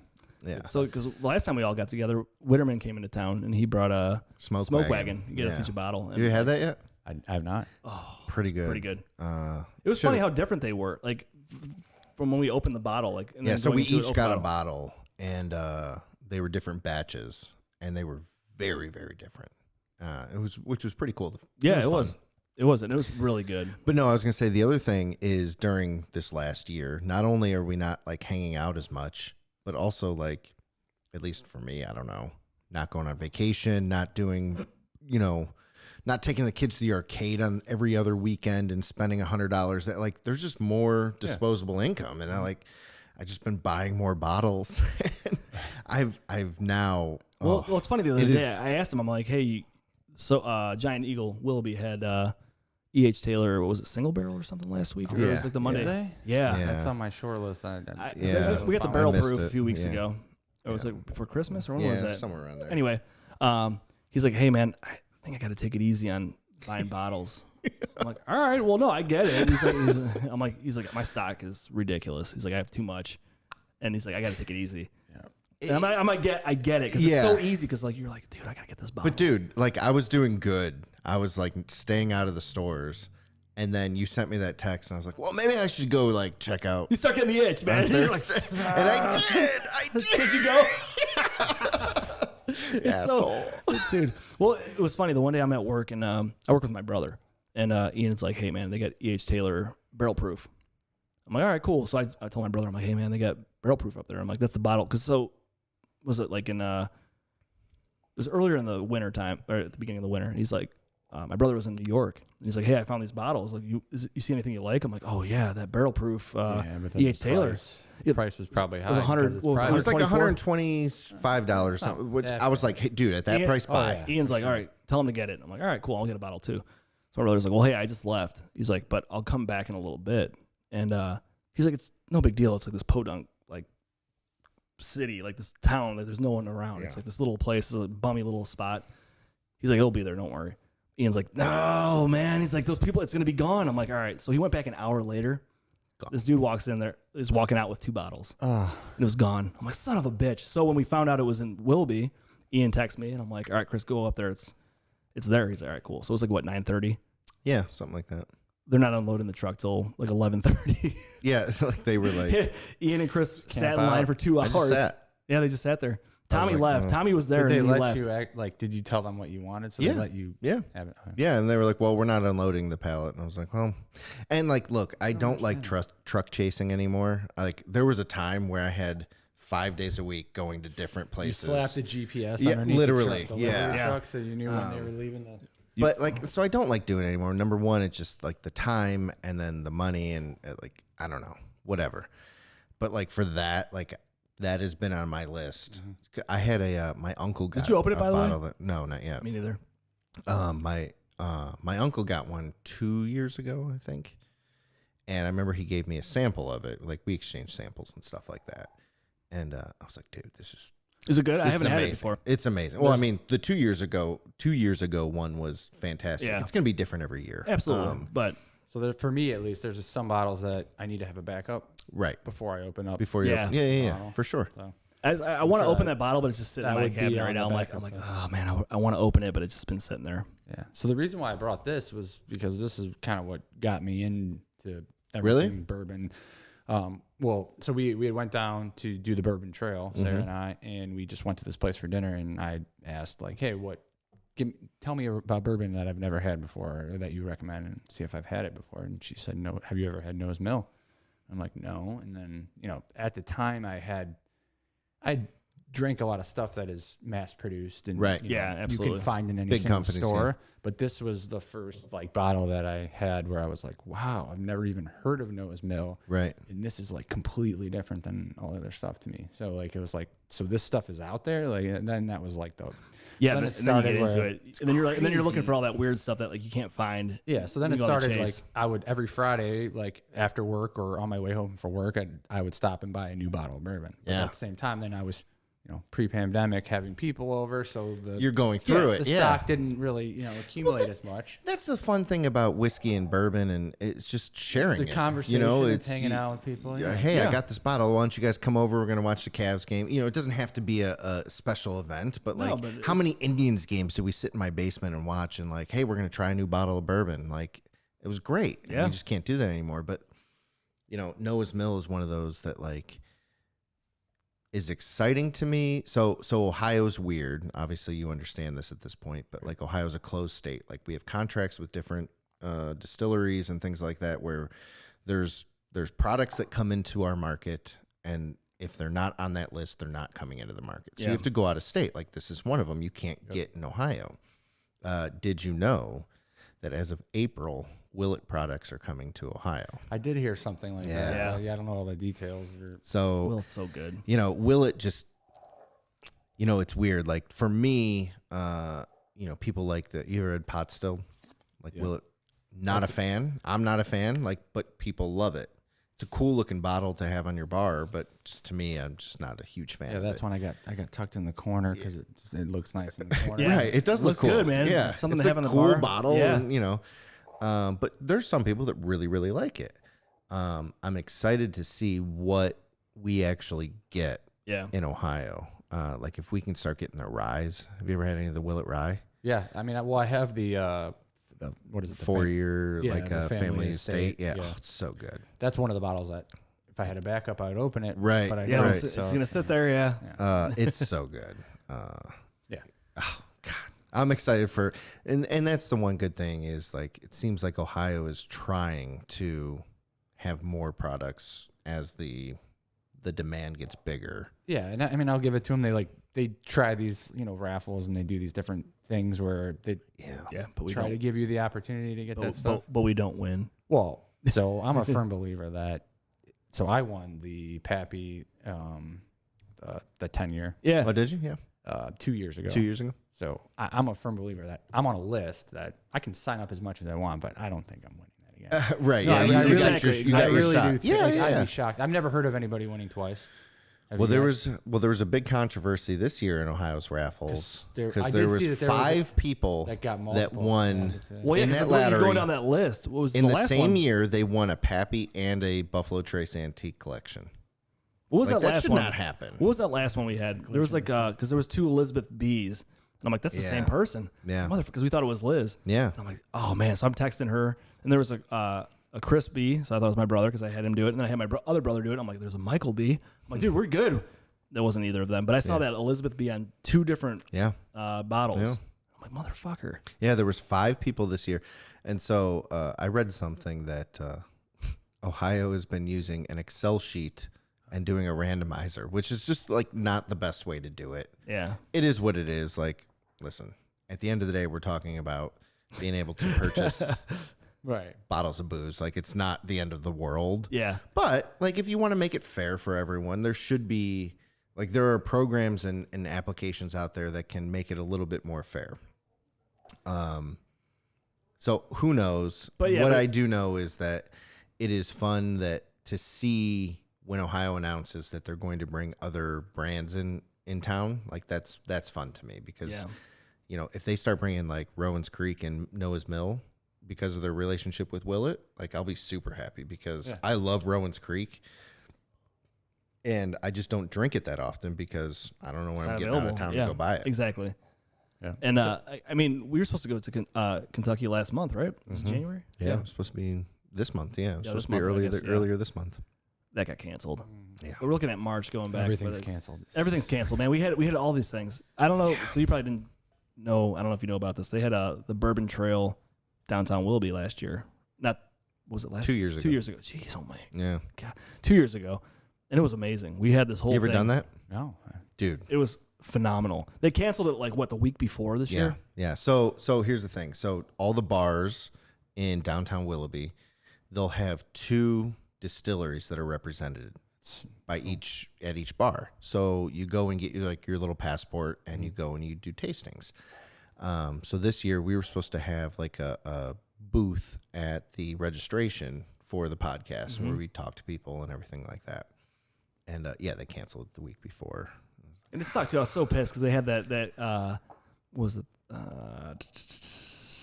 tequila thing the week before that. Oh yeah, they did and they the still did tequila it. crawl. It was they a lot did smaller. That, yeah, much smaller. Man, I was so getting pissed. preferential treatment there. Right. Yeah, right. 'cause bullshit. But it's a lot of fun. Hopefully they'll be able to do it this year I feel like because it'll that's happen. a really fun event to do. I mean, it's in September. You just kind of like walk around, and each bar has 2 different places. Yeah. You do samples from, and then they always have some food there and stuff like that. So it's It a was good a time. really good time. Man, I'm dying for that. Oh yeah, I'm dying to go to Kentucky. We were supposed to go to Rabbit Hole yeah. and do like a private tour. Yeah. And of course, I'm going to get back there. But I haven't been yet. you Rabbit guys, Hole, do, you guys do blind tastings? We've done a couple. yeah.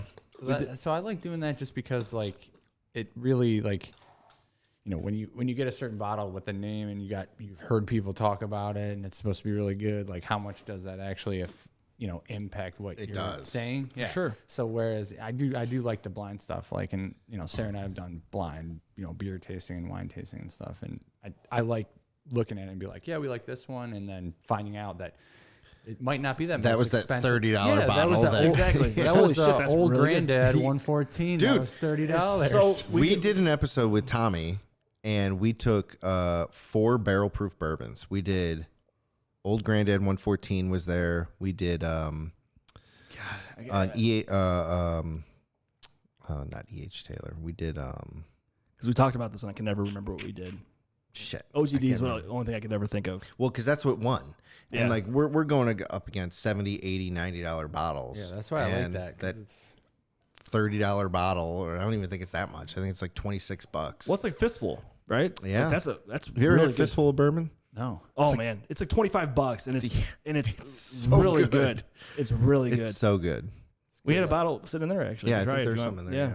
It's really good. So you It's find those fun. those cheap ass bottles like a Old Granddad, and it's like, man, this is right up there with the expensive shit. Like, Well, I mean, it just goes to show you like how much marketing is involved, and look, I don't fault any company for putting a price tag on it. If they can get it, you should absolutely do it. For sure.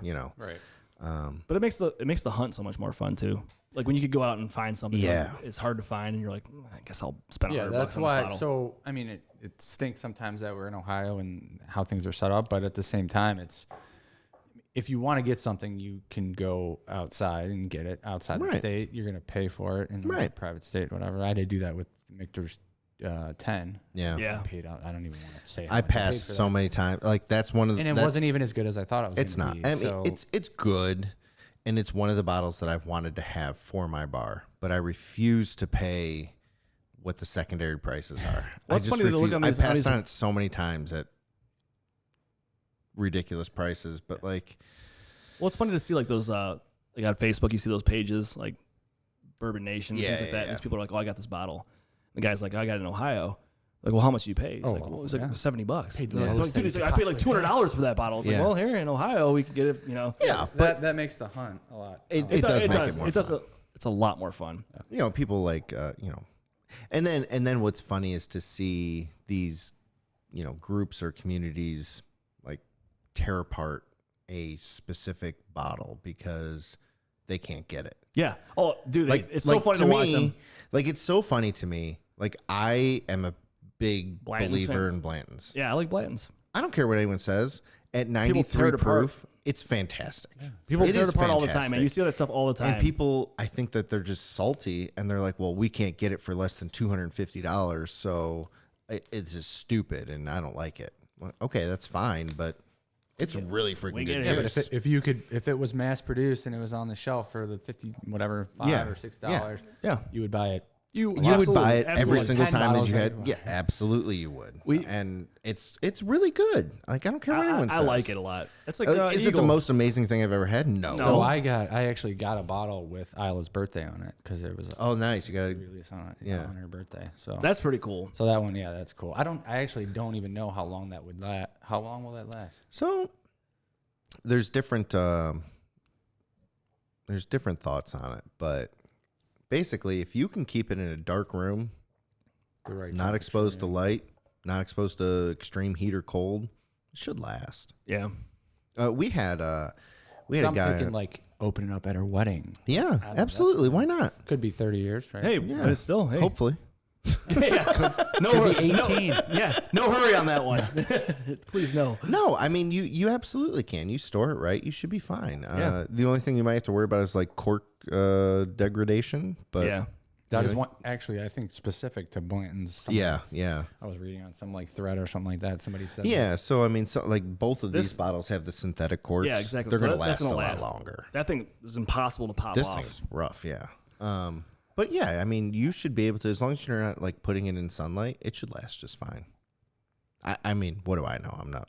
Well, I'm gonna test it. Yeah, you should. Why not? We Why not? had- What do you have to lose? Nothing. Yeah. Exactly. We had our buddy on, and so it's Matt Fafrak, and he did an episode, and he does he plays music for churches, and they were like cleaning out a church or something like Oh, that. yeah, that old bottle, yeah. And they found this like ceramic decanter of Jim Beam from like the 70s. And he's like, it's unopened. He's like, I don't know if you guys want to try it or not. We tried it. It was fine. great. It was Yeah. really cool. I mean, it wasn't the best thing I've ever had, but like we it was drank it fine. and it was good. Yeah, we're here. It was fine. We survived. So that was that was a whole 40 something years ago, right? Yeah. So And we're good.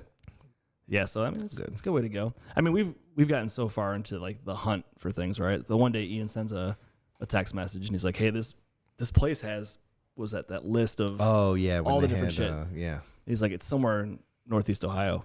So I'm like, "All right, well, I can't tell. It doesn't say where it's at." So I'm like, "All right, you know what? I'm gonna try to find out where this place is." So I'm looking at the reflection in the window of like what it was, like where it was at. I found out, like, I see this building across the street. I'm like, I'm gonna find out where this liquor store is. So I start looking at, Ian's like, well, I know he's in Brecksville or something like that. Yeah. So I start looking at liquor stores in that area, and then I start looking at Google Landmarks and like Google Maps or Earth, whatever. Yeah. Then I start looking at the Street View, and I actually found out which liquor store it was. And, was pretty impressive. Just by looking at the reflection in the window, like of this building across the street. You got some Needless- special skills. Oh yeah, He's got a very specific set of skills. yeah, they're worthless. I mean, But if yeah, you want some by bourbon, the I'll time, buy- by the time we found it, it was like, well, the Well, store's open opening now and they're open gone. in 10 minutes. Yeah, it was like 9:30 in the morning. Yeah. Like, well, they're opening in like 10 minutes. I'm like, well, I'm not going to make it because I was getting ready to leave. Yeah. I'm like, I'm taking early lunch. Shit, yeah, it didn't work out. Funny stuff. But man, I mean, it's a lot of fun. The whole thing it's a blast, man. It's just to go out on the hunt and go find something. Yeah, that it's you're not a gonna normally good find. hobby. It's fun. Like, you know, my wife, dad. my wife doesn't mind. She's like, okay. I'm like, I bought a bottle. She's like, all right, whatever. If that's what makes you happy, then do it. Like, it could be worse. I could be buying. Well, it could be not worse, but like it'd be the same as buying shoes. Right. A lot of people get into that kind of stuff, or It's whatever your hobby it's is. whatever makes you happy. It's you a know? hobby. It was funny. We were, so we're building this house right now, and we've been.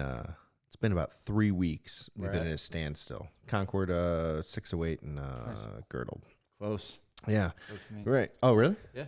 I don't even know where you guys live, actually. Quail. Oh, really? Okay. Oh, nice. Yeah, so very close. So we've been at a standstill for like 3 weeks. Like we're waiting on windows. COVID shut down. Manufacturer just behind, right? Yeah. And so I was talking to Chelsea about like, well, yeah, everyone's in this boat, and she's like, well, how do you actually know that? And I'm like, well, this guy that I know. And she's like, well, who's this guy? I've never heard of this guy. I'm like, well, Bourbon group.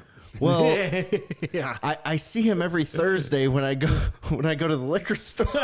She's like, wait, you have people that you know just from? I'm like, yeah. What kind of Like, what do you want me to do? I'm talking to these Yeah. guys, like, but I'm like, yeah, he's a contractor, and he's like, he's in the same boat, so like, don't feel bad. Yeah. Like, we're all right. We run into each other in line all the time. all the time. It's Yeah. funny. And some of those raffles that they had, like I went to Strongsville, like that Giant Eagle a couple times, and like see the same Yeah, people. absolutely you do. You're It's like, fun. oh, hey, like even if you don't know their name, Yeah. You recognize them. You've seen them before. in a line before, or I mean, that's at probably the another last time I raffle, saw you was at World Wines. Yes. We were getting the Woodford Buckeye blend, Yes. if I remember correctly. You guys get I it? honestly haven't opened that yet. It's not bad. We actually drank that with Reichert Yeah. Nice. when he came on the show. God, what was that? It's pretty good.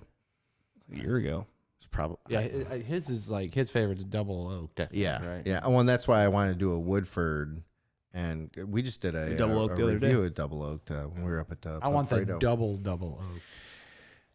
I've heard it's not as good as everyone says, Oh well. Oh, give it a try. but I would love to try it. It might be your thing. I would absolutely love to try it. Well, it's Now, hard to sit there and be like, "Oh, this person said it wasn't that good." You don't everyone's know until you try palate's it because different. every Right. you like what you Everyone's like. palate's different. My dad just picked up a very fine. What is it? The Woodford. Very. Oh, shit, I can't remember what it's called now. It was one of. It's like a double oak release. It's called Very Fine. Very. I'm confusing it with the Eagle. The very the. Are you It's talking about not the that. Eagle Rare? No, this is a Woodford product, so okay. I'm calling it something different. But Yeah. anyway, this just was released, and Your dad got it? Yeah, my dad just bought a bottle. Has he found anything weird out there? Like, I mean, like that we don't have. I mean, I'm sure he did. There's but- lots.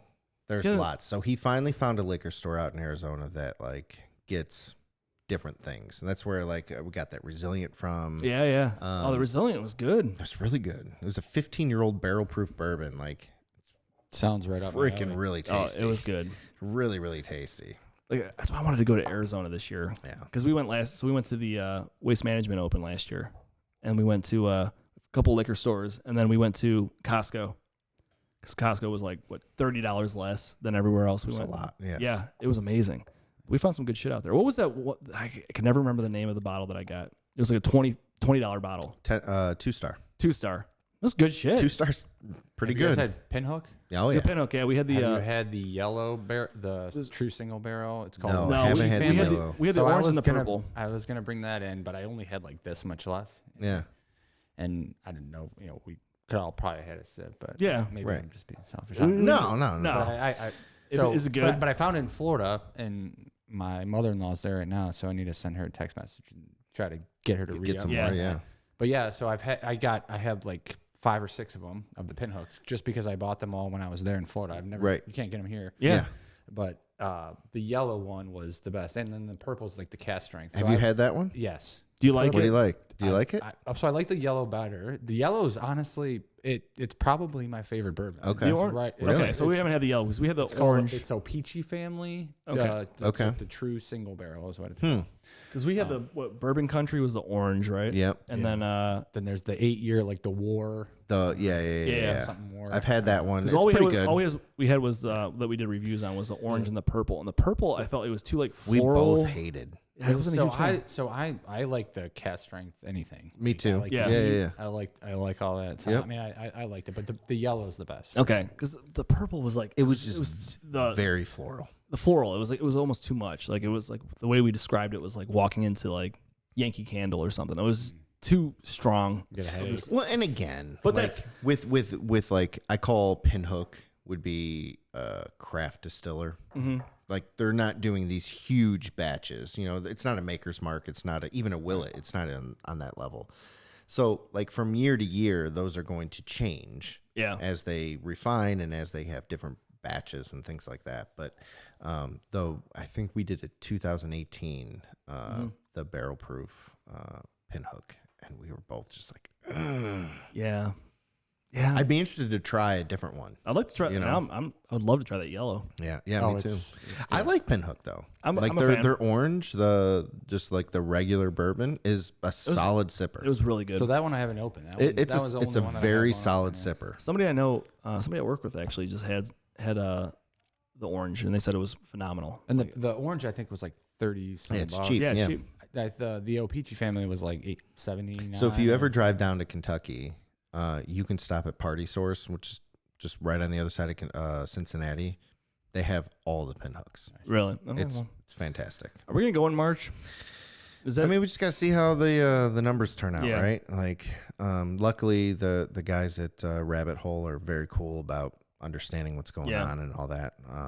But dying to go, man. so we did a review on the Rabbit Hole Boxer Grill, their rye. Have you had that? I have not. I bought it for him for his Do you like birthday. ryes? Yeah. So at first I was like, Same. Same here. We Then didn't I get started into it at just all. making it a point to try them, and then I Dude, that's started exactly what just we did. Yeah. We were like forcing ourselves almost. And like we had a couple. Actually, we did the Willet Rye, and we both kind of like that. And so we're Yeah. like, okay, let's keep on And this if I'm having train. an old fashioned, I like Oh, an yeah. old fashioned. Yeah, Yeah, that's the way to go. for sure.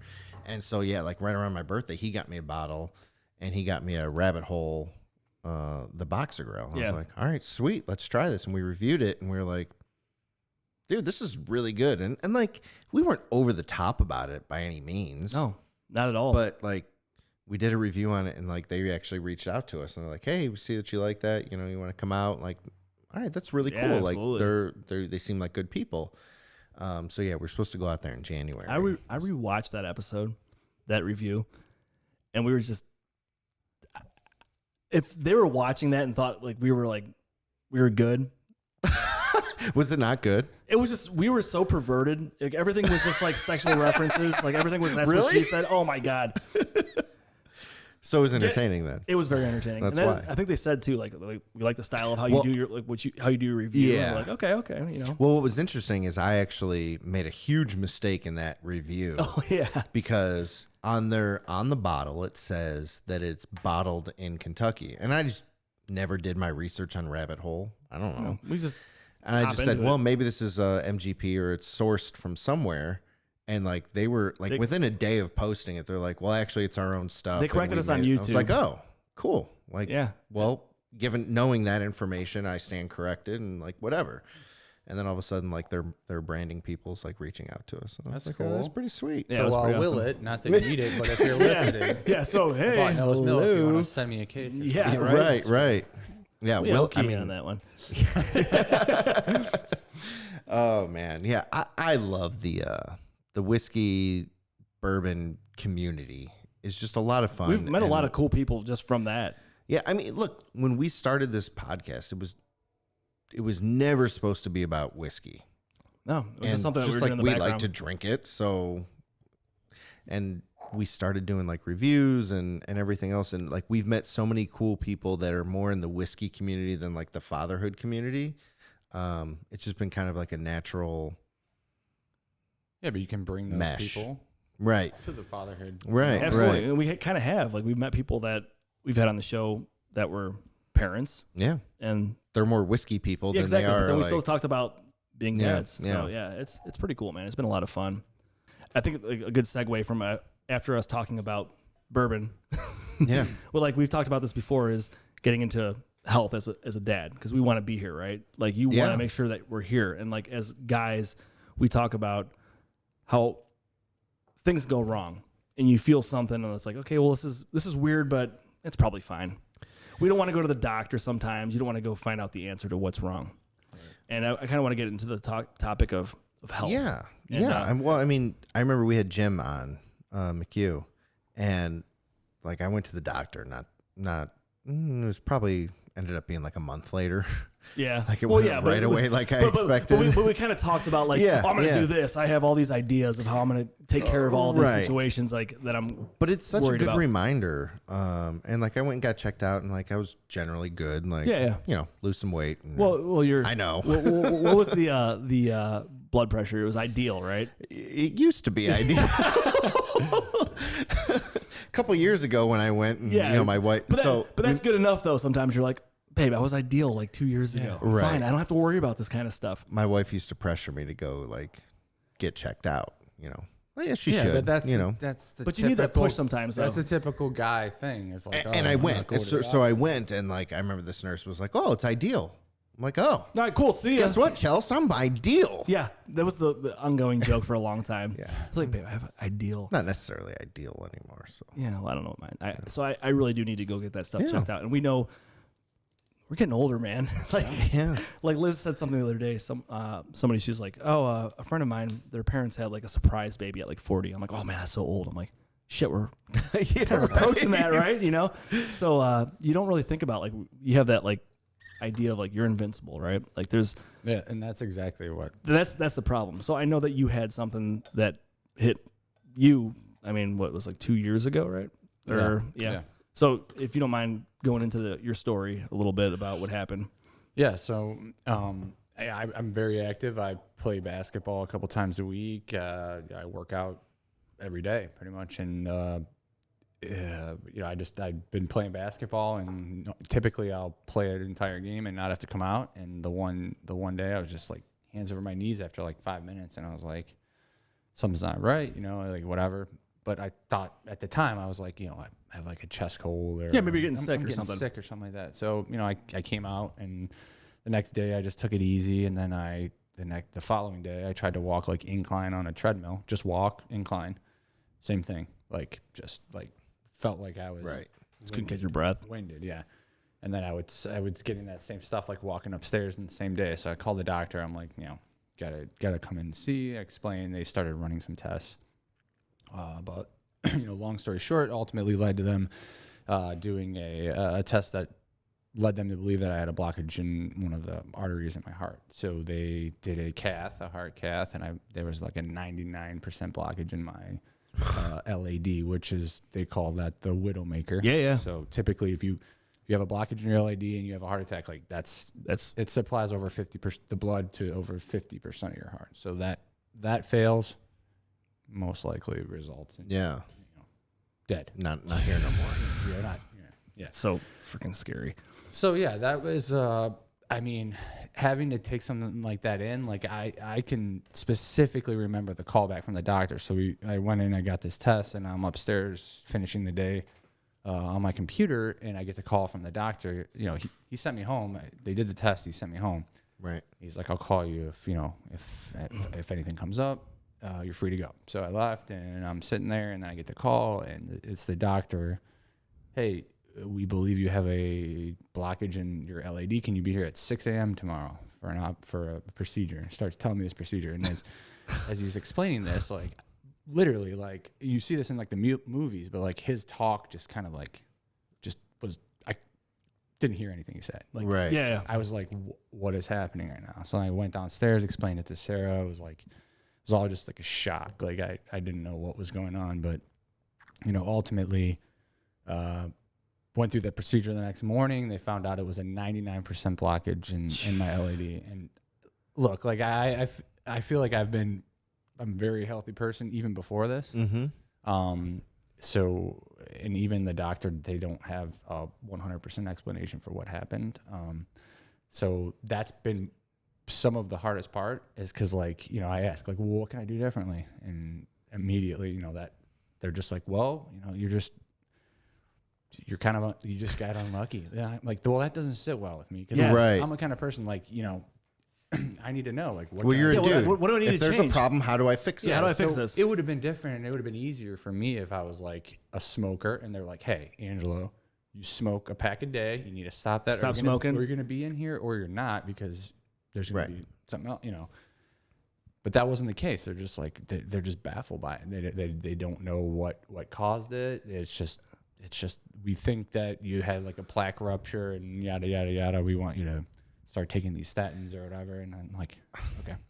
So fucking scary. Yeah, no. And honestly, like for me, it was like I'm 30. I was 32 at the time. Mm-hmm. But I guess like my biggest piece of advice would just be that like you have to listen to your body first off. Like, yeah. So for someone like me, like especially like us guys, like we want to be tough. Yeah, absolutely. Like, I'm not going to the doctor, yada yada yada. But I just knew something was not right, and it was because I'm, So I encourage people to be active, and then also like I don't know if I would have necessarily known that if I hadn't been active, because like I experienced those symptoms when my heart rate got up. Right. So like when I was walking incline or playing basketball, that's when I got the symptoms. Sometimes people don't get those. Because not everybody's active like that. Yeah, so they might not get those well, symptoms.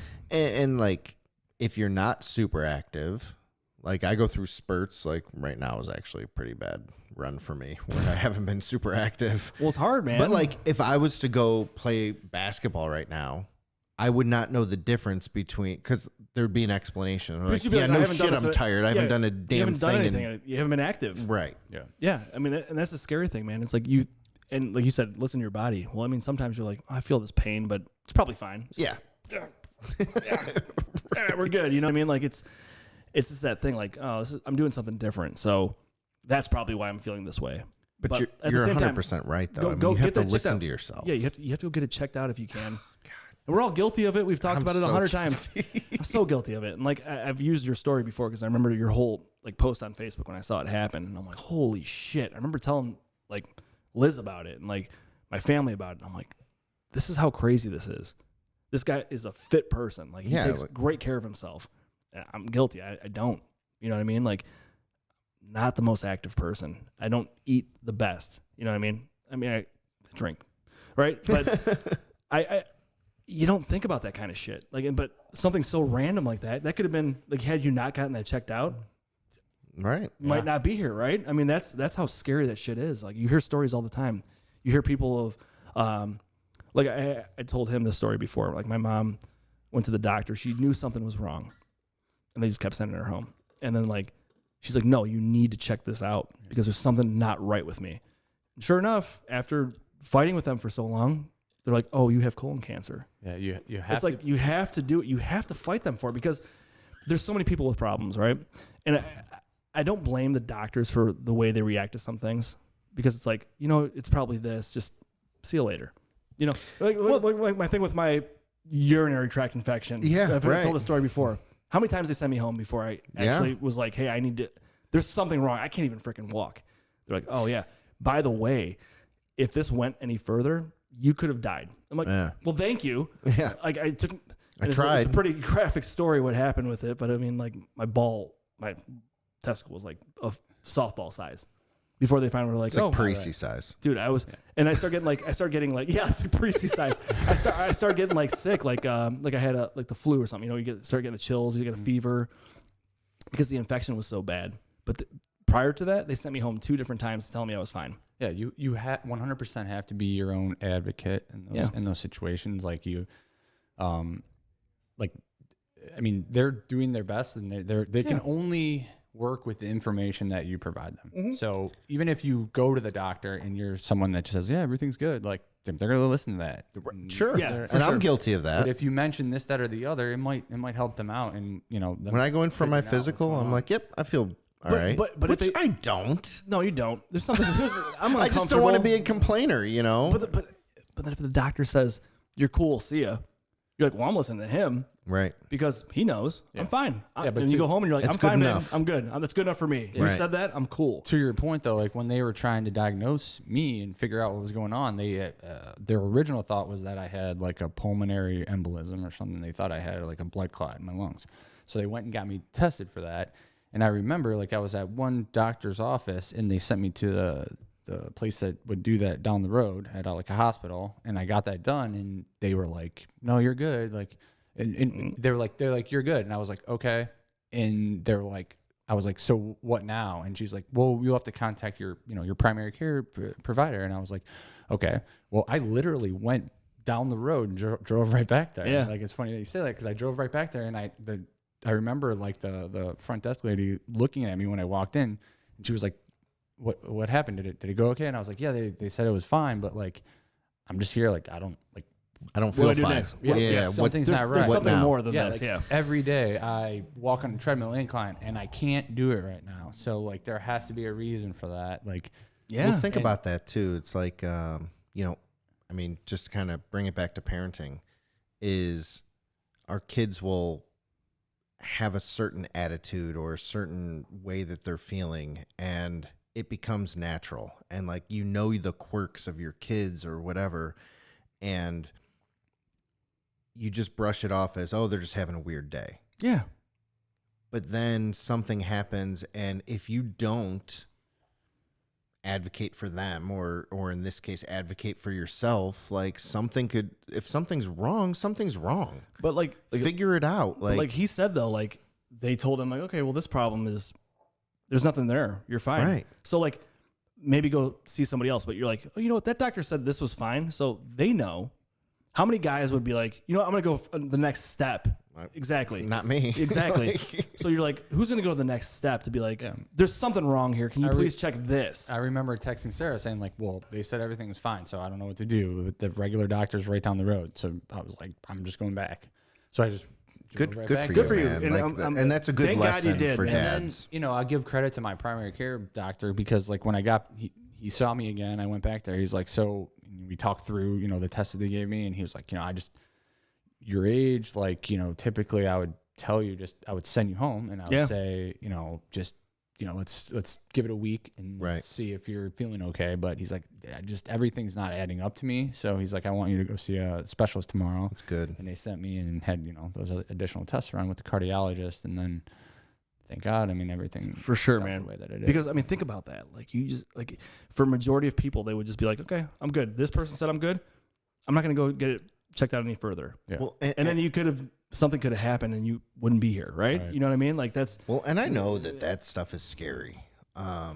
So I've never had anything that serious, but have you ever had a panic attack? Yeah. Like, and I'm a very positive person, and like things are good, and I control my own destiny. Blah blah blah blah blah. Yeah. And on 2 occasions, I not in the best shape. Like I know that about myself, but like I've thought that I was having a heart attack. Yeah. And I have, the first time it was when I was considering quitting my job to do the daycare thing. Yeah. To pursue your career in Yeah. childcare. Yeah. And it was a big decision, I was leaving a really, really good job. And I remember waking up in the morning and having so much stress built up that all my muscles tensed. I was like this, and like Chelsea, I was able to like hit my phone and call her, and she had to drive me to the hospital and like gave me some fluids, and I was fine. They were like, basically, you had a panic attack. And I was like, what? I'm not that guy. I don't have a panic attack. Yeah. Like, what do I have to panic about? Yeah. Yeah. But I did, and then a couple of years, like probably 2 years ago now, same thing. It was, I don't even know what actually, I do know what it was. I was getting ready to have Sloan actually. And so second kid was coming, and I don't know if it was that coupled with everything else. And that one was not nearly as severe, but like, I remember I was driving from one daycare to the other, and I felt like bad. And I was like, fuck me, I'm having a heart attack. Yeah. And my primary was at 6:15 and 20. And I was over in that area. I'm like, I'm just going to go in. I had to, and I went in and I talked to this. No, my primary wasn't even in, but I talked to this other doctor, and he was just like, he calmed me down and like talked to me about what was going on and did all the tests, the EKG and all that kind of stuff. I'm like, nope, your heart's okay. And like that really helped me calm down. Well, then you start calming down a little But then bit. I figured out, okay, I am just super freaking stressed right now. And like stress is a killer, man. Yeah, It absolutely is. That leads to a lot bigger problems. Stress is like the number one killer. Like what you're talking about, like, so after all that stuff happened, like I dealt with that. Yeah, I for bet. a long time. I bet. for Because sure. you don't know. Yeah, no, it was like, every little thing, you're like, is my heart like blah blah blah, So that was like so you get this procedure done, and then they send you home. Like they don't. There's nothing. They don't have they don't have anyone that talks. Well, to you especially about, somebody like you. hey, like you're 32. We just did this procedure. We told you had a 99% blockage in your LAD. Like you were 1%, which they explained was like, or my sister-in-law explained, it was like a hair worth of blood. That was like that's how bad. Yeah. But they're not telling you that you can do anything to change that. Yeah, but all of that comes with a ton of just like from the mental health side of things. Like it's a lot to deal with. So you're thankful, you're grateful that you're breathing, you're alive, but like at the same time you're like, what can I do differently? And like in whatever. And then to your point, like so if you get this feeling or whatever, now all of a sudden you're down the rabbit hole and you're thinking like, am I having this issue again? And like, so I had plenty of those situations. Oh, I can imagine, man. My wife can After you go through it. Yeah, no. And it's just like, it's the panic attack and you're like, but it's so important to take care of yourself. And like you said, like you were an active person, you play basketball all the time, and you were an athlete all the way up. I don't know how far you played football, through. If it was just high school, if you played in college, whatever. I tried walking on. I failed. Yeah. EG, I tried. But Dude, I didn't do too hot in high school. There was like 100 people walk on, 2-day walk on. I made it back to, there was 10. And then they were only taking 3 people. So then on the last day, they put the names up on the locker room. So I had to walk up to the locker room. I remember calling my parents on the way home. So like, nah, I didn't make it. Yeah, well, but you know what I mean? Like, I guess my point is, like, you're an athletic dude. Like, we played ball together. Like, you know, whatever. For something like that to happen, like, is just, you think that you're doing the right thing, right? Like, you think that you're doing everything that you can. And the reality is sometimes you're dealt cards that, like, no one can explain. Yeah. I mean, but and also not having an answer, not having a course of action to fix what is wrong. Yeah. And it's got to be so frustrating. And we're relatively young in the grand scheme of things. Yeah. But you think that, honestly, like, I'll be the first to admit, you think you're invincible. Yeah, you 100%. Till that is until something happens. Until that is put in your face, and you, like, with these panic attack things, like, the only advice that I got was, hey, like, try and keep stress down at work. Oh, okay. Yeah. Yeah, that's I'm a small business owner. Like, literally, my livelihood depends on what goes on from a day-to-day. Hey, guess what? Stress doesn't go away. No, it's impossible. What do you want me to do? Like, and so honestly, like, stuff like this helps me calm down and, like, again, the mental health side of things, because that is a lot mental. Yeah. Like the stress and things like that. I don't know. It's insane, man. And let me ask you this, like, after going through something like that, is there something that you'd recommend doing, or is there something you could get, like, checked, or is there somebody you could, like, a specific doctor you could go see to get these things checked out, to say, like, hey, maybe I'm not saying that, like, I feel like I might have something like that, but, like, to make sure, to give you that peace of mind that, like, hey, you know what, I'm gonna get this checked out. So I think the first step would just be, go to the doctor every year. Get your annual like, that's step number 1. Make sure you're going, because you get your blood work done, do that stuff. That's just step number 1.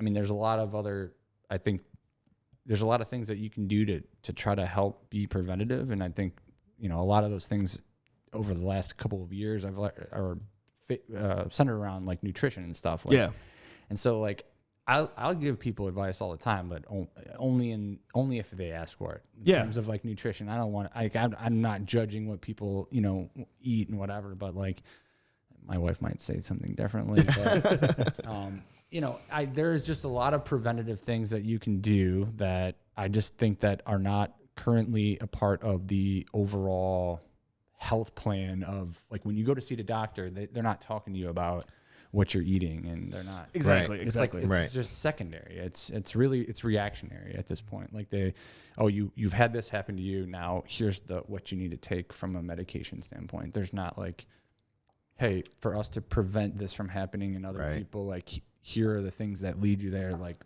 we need you to start looking at what you're eating. Yeah. So, and some of those things are, like, tough for people. So that's where, like, I don't try to preach, like, well, none of it is easy. No, it's not. It's not easy to do, and it's so hard to be like, okay, I'm gonna go to the doctor. I'm gonna get this stuff checked out, because you don't want to have the answer sometimes. Like, if I have, like, a pain and I'm like, I know this is wrong, but do I want to get the answer for this? You know what I mean? Right. Like I have this lump here. It's probably fine, but that could be a tumor. Yeah, it could be a tumor. Yeah, it could be something terrible. But a lot of times you're so quick to be like, it's probably fine. You know what I mean? Like, but you need to think about the big picture. What if it's something terrible? Like, what it could be something so minor, you don't even know it's there. And next thing you know, I decided to go get it checked out, right? Well, I have a family here that I could leave. I could leave my kids behind. Yeah. Right. I'm 30. I'm going to be 36 years old soon. Something could go wrong. And maybe I decide not to go get it checked out. Why not just go ahead and get yourself to the doctor, make those appointments, and be like, hey, I should probably get my heart checked. I should talk to my doctor about, like you said, like, talk to your primary care physician. Like, just talk to them and be like, hey, this is how I eat. What should I do? Should I get a Well, test? and be honest about it. Be honest, and that's the tough part too. Is That's like the you hard part. You go to the doctor, you're like, "Oh, do you do 'Cause this? Do you do this? Do that?" Like, nah. Because we know. Because We know that we should be doing better. You know what you're doing wrong. Oh, just like I said, like I thought I literally told myself that I would think that I ate better than anyone. If you asked me three years ago, like I eat super healthy, but now when I look back at it, I'm like, well, now that I've taken the time to educate myself and and looking at all that stuff, I'm like, I did. Not to say that was the reason for anything happening, but like, maybe. It just And here's the And it's reality: random, too. is everyone's different. Like, just like nobody's parenting styles are the same. Like nobody's health is the exact same as anybody else's. We're all what individual can you do to people. put, like the odds in. And like you might have a harder time digesting whatever than I do, and you know what I mean. Like we are all different people. If you figure out what is working for you, do it. And if you figure out what's not working for you, but knowing what is not working for you, knowing if there's a problem, that is like having that knowledge makes so much more of a difference. For sure. Because like we know like from a I guess like large scale, like I know that I eat too much crap. Right? Like I'm right I there with you. 100% know that, but hasn't been an issue for me, so I don't worry about Well, it. that's the thing. It's like for me, like I know that I eat like shit a lot of the time, Mm-hmm. and I should mix in a salad from time to time. I should get some get my nutrition in there. Right. But I have a high metabolism, Right. so like I can eat like shit and like I don't really see anything from it. Right. But at the same time, internally, it's not. things are not good, right? You know what I mean? Like that's something you should get checked out. Yeah. Everybody and- reacts differently to what you eat, and like I said, eat nutritious food. Like I need to get my vegetables in. I need to get and you the don't, vitamins. you don't have to do it like from night to day. Like you can Slowly make your way work into it. Your way back. I mean, because a lot of that stuff is like I said. Like I don't like to.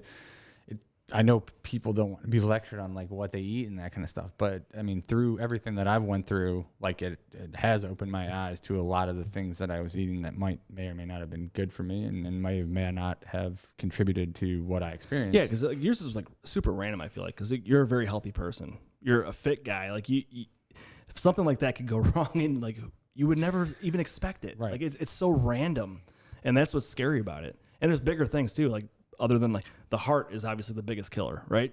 Yeah, sure. Then there's cancer. Right. Mm-hmm. There's things like that you would never even think to even look at. Like Well, you feel like you said, like you feel a pain that you're like, I think it'll looking- go away. I think looking at it this way makes a big difference, at least to me, is what do you value in your life, right? And so for us on the show and the listeners of the show, it's we value our kids and like what do we want to be around for and things like that. And like, okay, is that more important to you than hearing bad news? Like, no one wants to ever hear No, you, bad news You or don't, like, you don't want to hear that hey, you have something wrong. you should mix in a salad every once in a while. Like, no one likes to hear that, but is that more important to hear that so that you can be around for your kids, or Yes. do you just Yeah. want to be stubborn? And it's so like- easy to be stubborn. And I think like we talked about, like, is it a guy thing? I think so. I think we're very stubborn. Like my wife tells me all the time, like, hey, stay away from this. Try to take it easy on eating your red meat. Right, right. Like, Well, I also just think it's like I said before, like we think we're invincible. Like, Yes, we absolutely. really do. Yeah. And so until you're put in front of that type of situation, like you don't think about those type of No. things. You think you're immortal, and you don't think you're immortal. And then when that happens, it's a 100% turnaround. Yeah. And now all of your values and everything else are complete. They're changed. Yeah. And so now, and so that type of thing, like I've said this to Sarah before, like I'm glad that happened. Like now, Right, now absolutely. looking back, because like who I am right now versus who I was 3 years ago, 4 years ago, 5 years ago, whatever. Like I'm in a way better place that I've set myself up to for long term. You know, Right. like and, For sure. and it's better. So, you know, I went through all that stuff, and that's awesome. And I hope that I can help as many people as possible, and trying to like just, you know, That's super and cool. and that's a temporary thing too. Like you go through it and it's like, oh man, this sucks. But you get through it and then you figure out how to fix it. Yeah. And then if you know it, then that's the best way to fix it, right? You hear these stories of people like, oh, well, they just wait until they get to that point where something life-changing happens. But God forbid you don't survive that, right? I mean, you could get quadruple bypass surgery and then it fixes things a little bit, and you could change your lifestyle. But if you don't get to that point, you don't survive that part of it. I mean, then that's a completely different thing. Right. Like, not everybody is given the opportunity for the doctor to say, hey, you have a 99% blockage. We need you to come in and get this procedure. And then you're good for right now.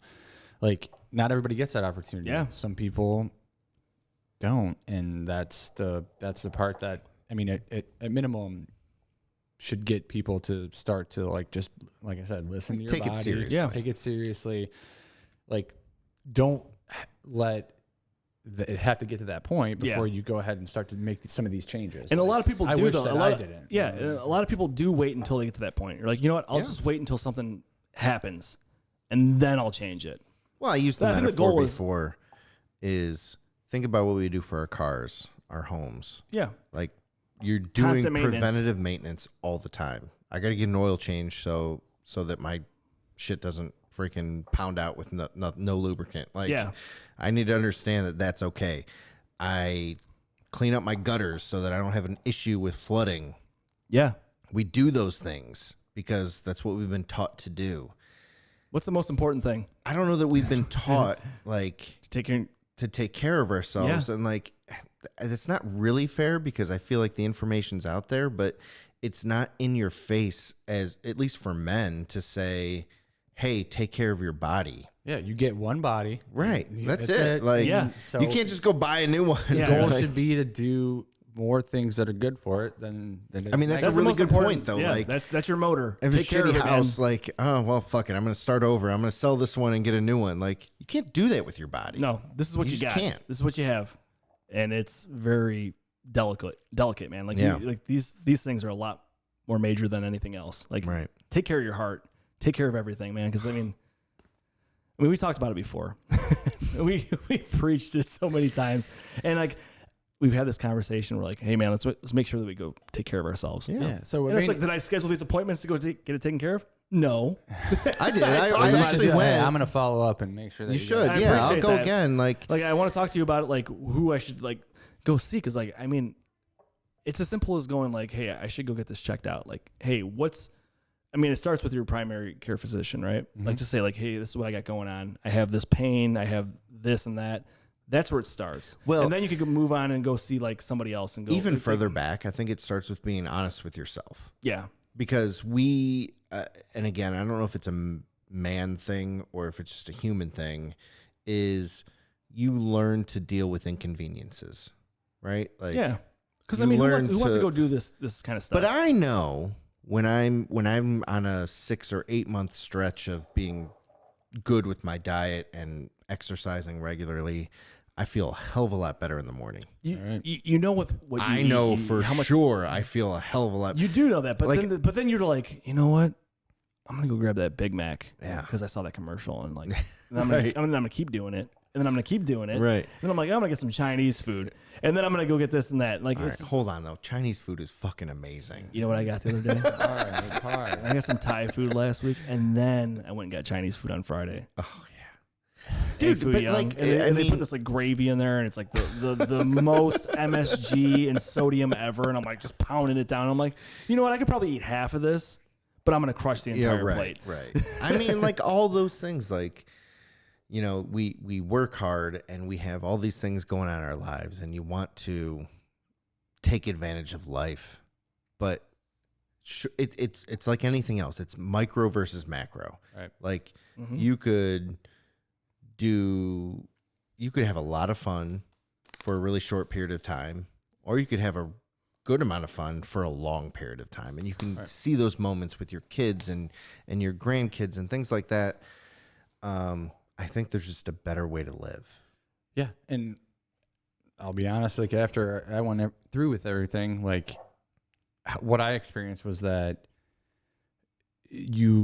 for something like drinking. So I've been like very, I'll have like 2, 3. I think I've maybe went over today. Well, hey, that's what we do. But when you limit yourself, you enjoy those things more because, so 5 years ago, I could drink this three-fourths of this bottle and whatever. I was mindlessly drinking it. Right. Not caring about it, not thinking about it, it didn't mean as much. Yeah. Fast forward to now, I have 2 little pours like this. And if that's my limit for the day and I have these pours, You're going to enjoy every it. sip, I literally You enjoy it. I enjoy it. I think about it. It's different. That's a good way to put it. No, That's it's phenomenal. and it's the same way with like I said, like I don't try not to preach on the food stuff, but like No. if you get to the point where you don't need to be 100%. You don't need to Right. not. You don't You have need to a be cheat day. 100% vegan or 100% whole food. You don't need to do that. It doesn't need to be 100%. But if you limit that amount, it trust me. Like if you don't eat pizza for a year, which I did do after For a whole year? I didn't eat any pizza or anything for a whole year. And when you have that slice of pizza, trust me, it's insane. It's insane. And you can have a slice of pizza. But Yeah, you're you right, can- though. you That can. probably You're makes right. it Can do that. so much But it better. makes it so much better. No, It's but like I when haven't you- had this food in so long. Like it's like, oh my god, it's so it much more makes enjoyable. you value it more. You look at it differently because it's not in abundance. It's Right. It's I get this single pour, and I'm gonna I like it and I'm gonna enjoy it, or I get this single slice pizza or 2 slices if you want to Yeah. get crazy, whatever. Yeah. But I mean, that's it's- crazy. Trust me, no, but that's the Yeah, other. you're right. I get it. That's Yeah. the other way to look at it. And honestly, even I 3 years ago, I would go cheat day on Sunday and I would smash a whole pizza and eat a Ben & Jerry's pint of ice cream. Yeah. And it was whatever. And I did it every Sunday. That was my cheat day. But Yeah. now, I can still have that cheat day and have a slice of pizza and have a pint of ice cream. No, You an ice cream guy? you get the point. But I guess my bigger point is that just not allowing it to get to that point where you have to go through something like that Yeah. to actually see that. Right. That don't let it get to that point. Start to try to cherish the little things a little bit more and think about it. Try to put yourself in that position. What if I went through this, or if I had this situation, and try to start, changing those types of things now versus being reactionary in a situation like that. Absolutely. You're right about that. I mean, try to treat those types of meals as like a reward, Right. right? Like my dad always told me, he's like, hey, when you're trying to get yourself back into shape or do something, he's like, just remember that your meal is fuel to get to the next meal. So really what you need to do is just fill up on, it could be nutrition, get yourself some vegetables and do what you need to do to get yourself to the next meal. Realize that those types of meals, like McDonald's or something like that, I love. And it's just realize that those meals are fuel to get to the next point. And then you could do your cheat meals and that's your reward. Right. It's easier said than done. It Trust is. me, because I It love is, for food. sure. I love snacks. I love all that kind of shit. And I have a tough time eating healthy. I Yeah. do. I do too. But when I really put my mind to it, I could do it. I mean, we pizza, for example, has ruined many diets for me. Right. Because I love pizza. Dude, how good is pizza? It's It's the best. Congens. Well, Have you ever had congens? Congens Yeah, is solid. yeah. Yeah. So good. I like the deep dish. So Okay. that Sarah and I like that. See, and it's so good. I mean, and it's so tough too because I love food so much. I'm a foodie. I love food. You could sit here and talk. We could be like, hey, let's eat healthy. Let's go on a diet. But if someone mentions hey, I'm going to go grab whatever. I'm going to go grab Chinese food at lunch. I'm like, you know what? So am I. Because I love food so much. It's so hard for me. I don't have self-control over that. I'm so simple when it comes to that kind of stuff. I think that we rationalize things. Yeah. I know That's I do. That's I do. 100% true. You're it's fine if I do this. Work if I do this, I'm really fine. freaking hard. I try to do the best that I can for my kids, and we'll figure out a time that we can do this or we can do that, and trying to build a good life, right? And it's very easy to rationalize that. Well, on Tuesday nights we have swimming and we also have basketball, and so we're going to be out. We're not going to cook. We're going to get Chick-fil-A on the way home. Yeah. And then that becomes a thing, and it's fun because the kids love it. And it's exciting. And it's something. It's exciting, a reward. and it's something that we look forward to. And then it starts out like I remember, like this is actually what's happening right now. When we started doing this, and it was a fun thing for everyone. And I started out getting a 8-piece nugget and mac and cheese. Like, you guys ever had their mac and cheese? It's probably delicious. It's so good. It's so good. It's so good. But that's what I started out with. And then slowly I crept to, well, let me get a sandwich too. And now all of a sudden I'm eating a sandwich and an 8-piece nugget and mac and cheese. And like, it got to the point I'm like, holy crap, I feel like garbage now. Like at the beginning, when you just start with that 8-piece nugget and a little bit of mac and cheese that I would have to share with my daughter. Well, naturally. I didn't feel that terrible afterwards. Like you're just doing a little bit. And then like, but it becomes easy to, well, I'm just going to add throw a spicy deluxe in there. Yeah. And that's how I've tried to go about it with my parents, at least. Is so you mentioned earlier, like when you've eaten well for a period of time, like you know it. You feel it. You feel so that's it. why, like, you feel it. That's like the first thing that I would say to them is like, hey, like try this out for 2 weeks. Like, Right. Do this for 2 weeks. Note how you feel. Yeah. Then go back to whatever you want and note how you feel. Yeah. And if there's not a difference, then go ahead and do whatever you Right. want. Like, Because Well, that's I a good guarantee point, you though. there's Yeah, gonna be a- yeah. Because you know, though, too, Oh. when you eat like shit, like you go out to lunch and you're like, I'm going to go grab whatever meal. You know damn straight when you're getting into it how you're going to feel when you're done. You know you're going to feel like shit for hours. Right. You're going to be falling asleep at your desk. You're going to feel like the most uncomfortable feeling. But it's like, man, it's so good. It's so worth it. The problem is that that's the problem. That's the problem. It is worth it. It is, 'cause, like, in the short term, In the short term, worth it. but then afterwards you feel like shit for Yeah, the rest of of the day, course. and then Of you wake course. up in the morning and you feel like shit. You can feel like coursing through your veins. Yep. Like that, just the unhealthy, everything. Just, but it's But it's so. such Like, but when you're like, it's that impulse. it's such a like a biblical apple. You know what I mean? Yeah, like it's there. Like that story of like, oh, not supposed to touch that. We're not supposed to. But that but it is apple good as looks fuck. delicious, it's juicy, and it's shiny. It's and I so want to take a bite of true. it. It is. It's so true. And it's so simple. We all do it. Yeah. Until you go through something like where you're like, okay, I need a and life it's changer. just a lifestyle change. It is, right? and Like, and we talk about it all the time. We said someday, right? Someday, One I'm day, gonna, yeah, one yeah. day I'm gonna get into this. I'm gonna go on the diet. Diet starts on Monday, right? Yeah. And I'm gonna start changing my lifestyle. I'm gonna start think I doing this, need and I'm gonna go get this checked. I'm gonna schedule all these appointments, and then like what Tuesday rolls around, you're like, oh, fuck it, right. Yeah. right? I feel like much you're like work. me too. Is I need to do more, like signing up for something. Like, dude, when I Yeah. did the When you're 24 and booked. 24, Yeah. so I did 24 miles, 24 Yeah, hours. you like, gotta prepare for that. You I was can't just like, show I up. wasn't But- gonna go, and And you're not gonna just like not do it. Like if you sign up for something, if you make the appointment, Yep. if you schedule yourself to get into like a triathlon. Right. Like if you're like, okay, I'm signed up. That motivated I have the to do it hell then. out of me. Right? It did. That was huge for you. Dude, I look at like YouTube videos of like our podcasts, and I look at myself being on there. I'm like, holy shit, I look good. Yeah, and for like sure. I'm here to tell you that like I was not prepared for that race. Yeah, but guess what? I mean, I made it through. You did it. I did it, but like I could have been way better. Absolutely. But you know what? You signed up for it and you did it. Right. That's like scheduling an appointment. Right. That's like saying like, hey, I'm gonna go see this. Like if heart I would do more of specialist. that I'm gonna kind go- of stuff. I'm gonna go see a nutritionist. I'm gonna go see.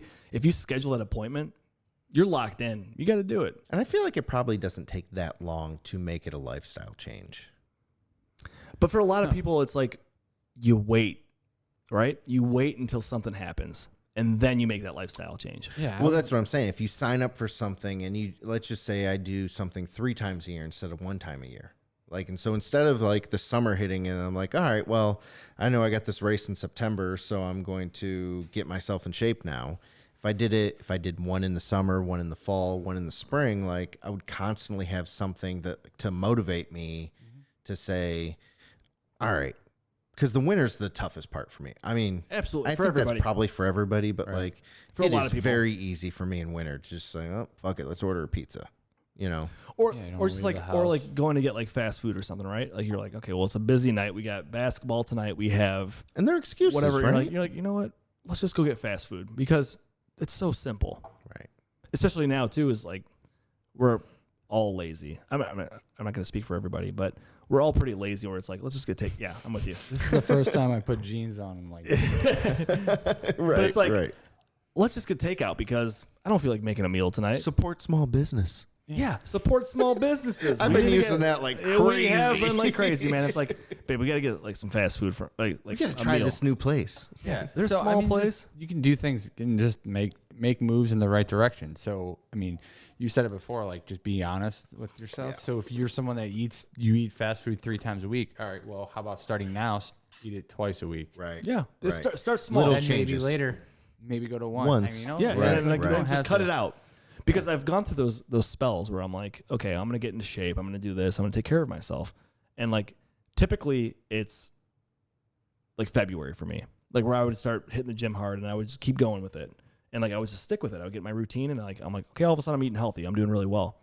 And then something Cavs like make the playoffs. yeah. And then it's like, okay, let's go out and drink. Let's get some wings and pizza. Game But- every other day. But you can do that stuff, right? You can Right. still do those things if it's in moderation, Right. right? If you could make that lifestyle change to be like, okay, I'm gonna be more mindful of what I'm doing and try not to hit these fast food places like on lunch. Like, hey, how about I pack myself a lunch? How about I make it a little more healthy and then reward yourself with something like McDonald's, Right. like once in a while. Well, you know what? Like with the kids, I make my kids lunch sometimes, or me and Chelsea probably split it half and half Yeah. of who's packing lunch, and we generally pack the same stuff because it's just what we have in the house. It's whatever right? you have. It's like a turkey sandwich and some carrots and whatever. I'm already making his lunch. Why not? I just could go- make myself one. yeah. Do the same thing. If I'm putting stuff in that he has to eat because I think that it's good for him, Why not do it for yourself? why not do it for myself? Instead, I'm making his lunch, sending him off to school. Yeah, I'm like, and then I'll you- just get a Chipotle Yeah. for lunch. Yeah, you right. know?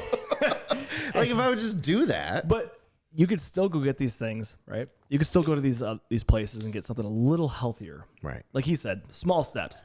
Well, look, we preach Cut for things- go I do down it to the line Gibbs and- yeah. all the time. He's like, hey, can we get McDonald's? I'm like, no, we can't get McDonald's. You had McDonald's whatever day ago.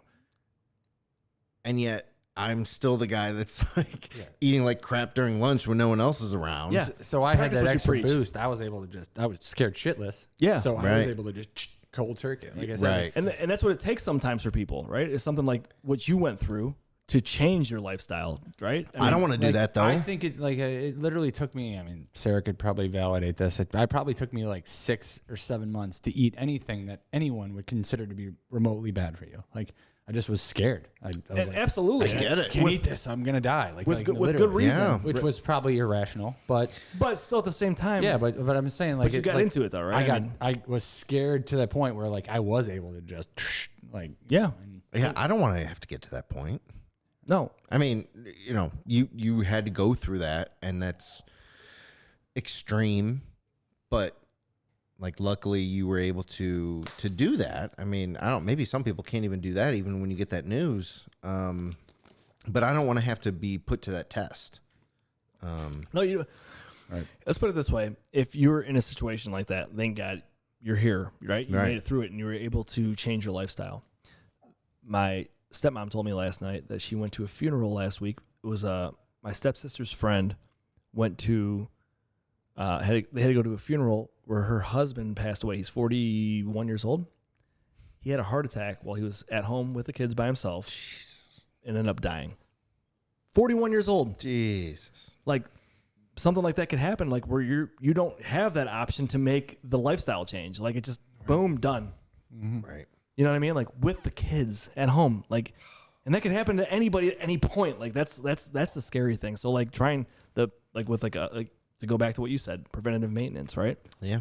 Like taking care of the house or the car, take care of your body. That's the number one thing, right? We preach it all the time, man. And I know. Me and you are exactly the same, dude. Like, hey, I get hey, into let's these get together. ruts, man. Let's get this. Let's go get some accountability pizza. partners. Yeah, right. But we need people like him who are going to be like, Yeah. hey, assholes, go take care of yourself. Yeah. Well, I love helping people. I don't give any advice, but like only if it's asked. Like That's fair. I'm Yeah. not going to be one of those people that like just. Yeah, Like, you're going to preach all this shit like do what I do. No, but if you But if you ask and you're But here's generally the if you thing. want concerned, my opinion, I'll give it to you. Here's Yeah. the thing, though. is we live in a world right now where we ask for things, right? Like, so I have this argument all the time with people, like whether it's political stuff or it's ads or whatever. Like, you know, I do a lot of marketing myself. And I make the argument that, like, if you're getting consistent ads for a certain company or a certain industry or a product, you're asking for it. I'm like, no, I'm not asking you. Yeah, you are. No, you are. Your search history tells you that you are asking for it, right? And so I guess what I'm saying is you know, I can certainly respect, like, not putting it in people's face. Like, if you don't want to know the information, you don't want to know the information. But on the other side of the coin is if you can be an advocate for dads to say, look, you might think that you're doing everything right. Like, there are people out there, I'm living proof that you are doing everything right, and yet you don't go to the doctor, you don't get things checked out when you might not feel okay.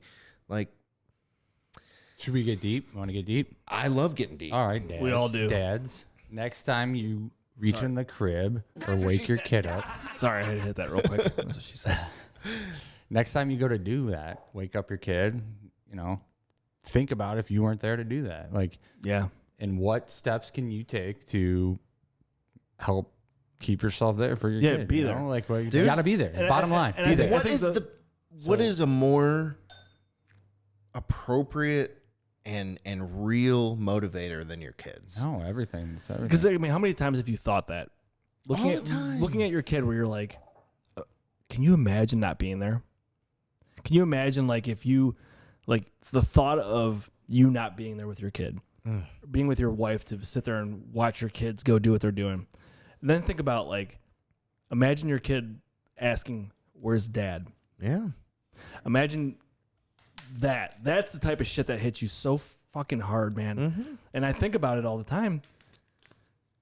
You really need to go take care of yourself. That's bottom line. That's all I gotta say. It's like, I know. And I, like I said, I'm gonna sit here and tell you all day. I'm gonna preach it all day. Like, that's what I think it all. Oh, there he goes. I'll move away from you for a second. I preach it all day. Like, hey man, that's what you need to do. Calves. I need to practice what I preach and go ahead and do it myself. Yeah, I mean, This is always a good motivator for me because yeah. let's be honest, I got to go take care of myself. Well, one step at a time, though. Yeah, you're right though. It's not gonna be like one step. Like, oh, I'm gonna fix everything right now. It's slowly moving into it, right? Like you said, cut something out. Yeah. Slowly make your way to being more healthy. Like, don't get yourself to the point where you have to go cold turkey and completely change yourself. Right. Right? Because that's, I mean, look, is it worth it? Yes. But if you don't have to make it as hard on yourself, then why would you? Yeah, and we're all guilty. And of we're it, just right? stubborn individuals, and we do that. But I don't know. Like, It's just, that's human nature. It really human is, nature. man. you know why It's it's frustrating is because we all know, right? Like, We do. the information's It's out there. there. It's- We It's all scary know. to think about. And so no one wants Well, you it's don't want to hard. think But then about you it. want to, like, almost block it out sometimes. We're like, fuck it, I'm fine. I'm fine. Here's what I like to see, though, is like talking, like Angela, we haven't talked in, you know, we talked at the Browns game, but like we don't talk all that often.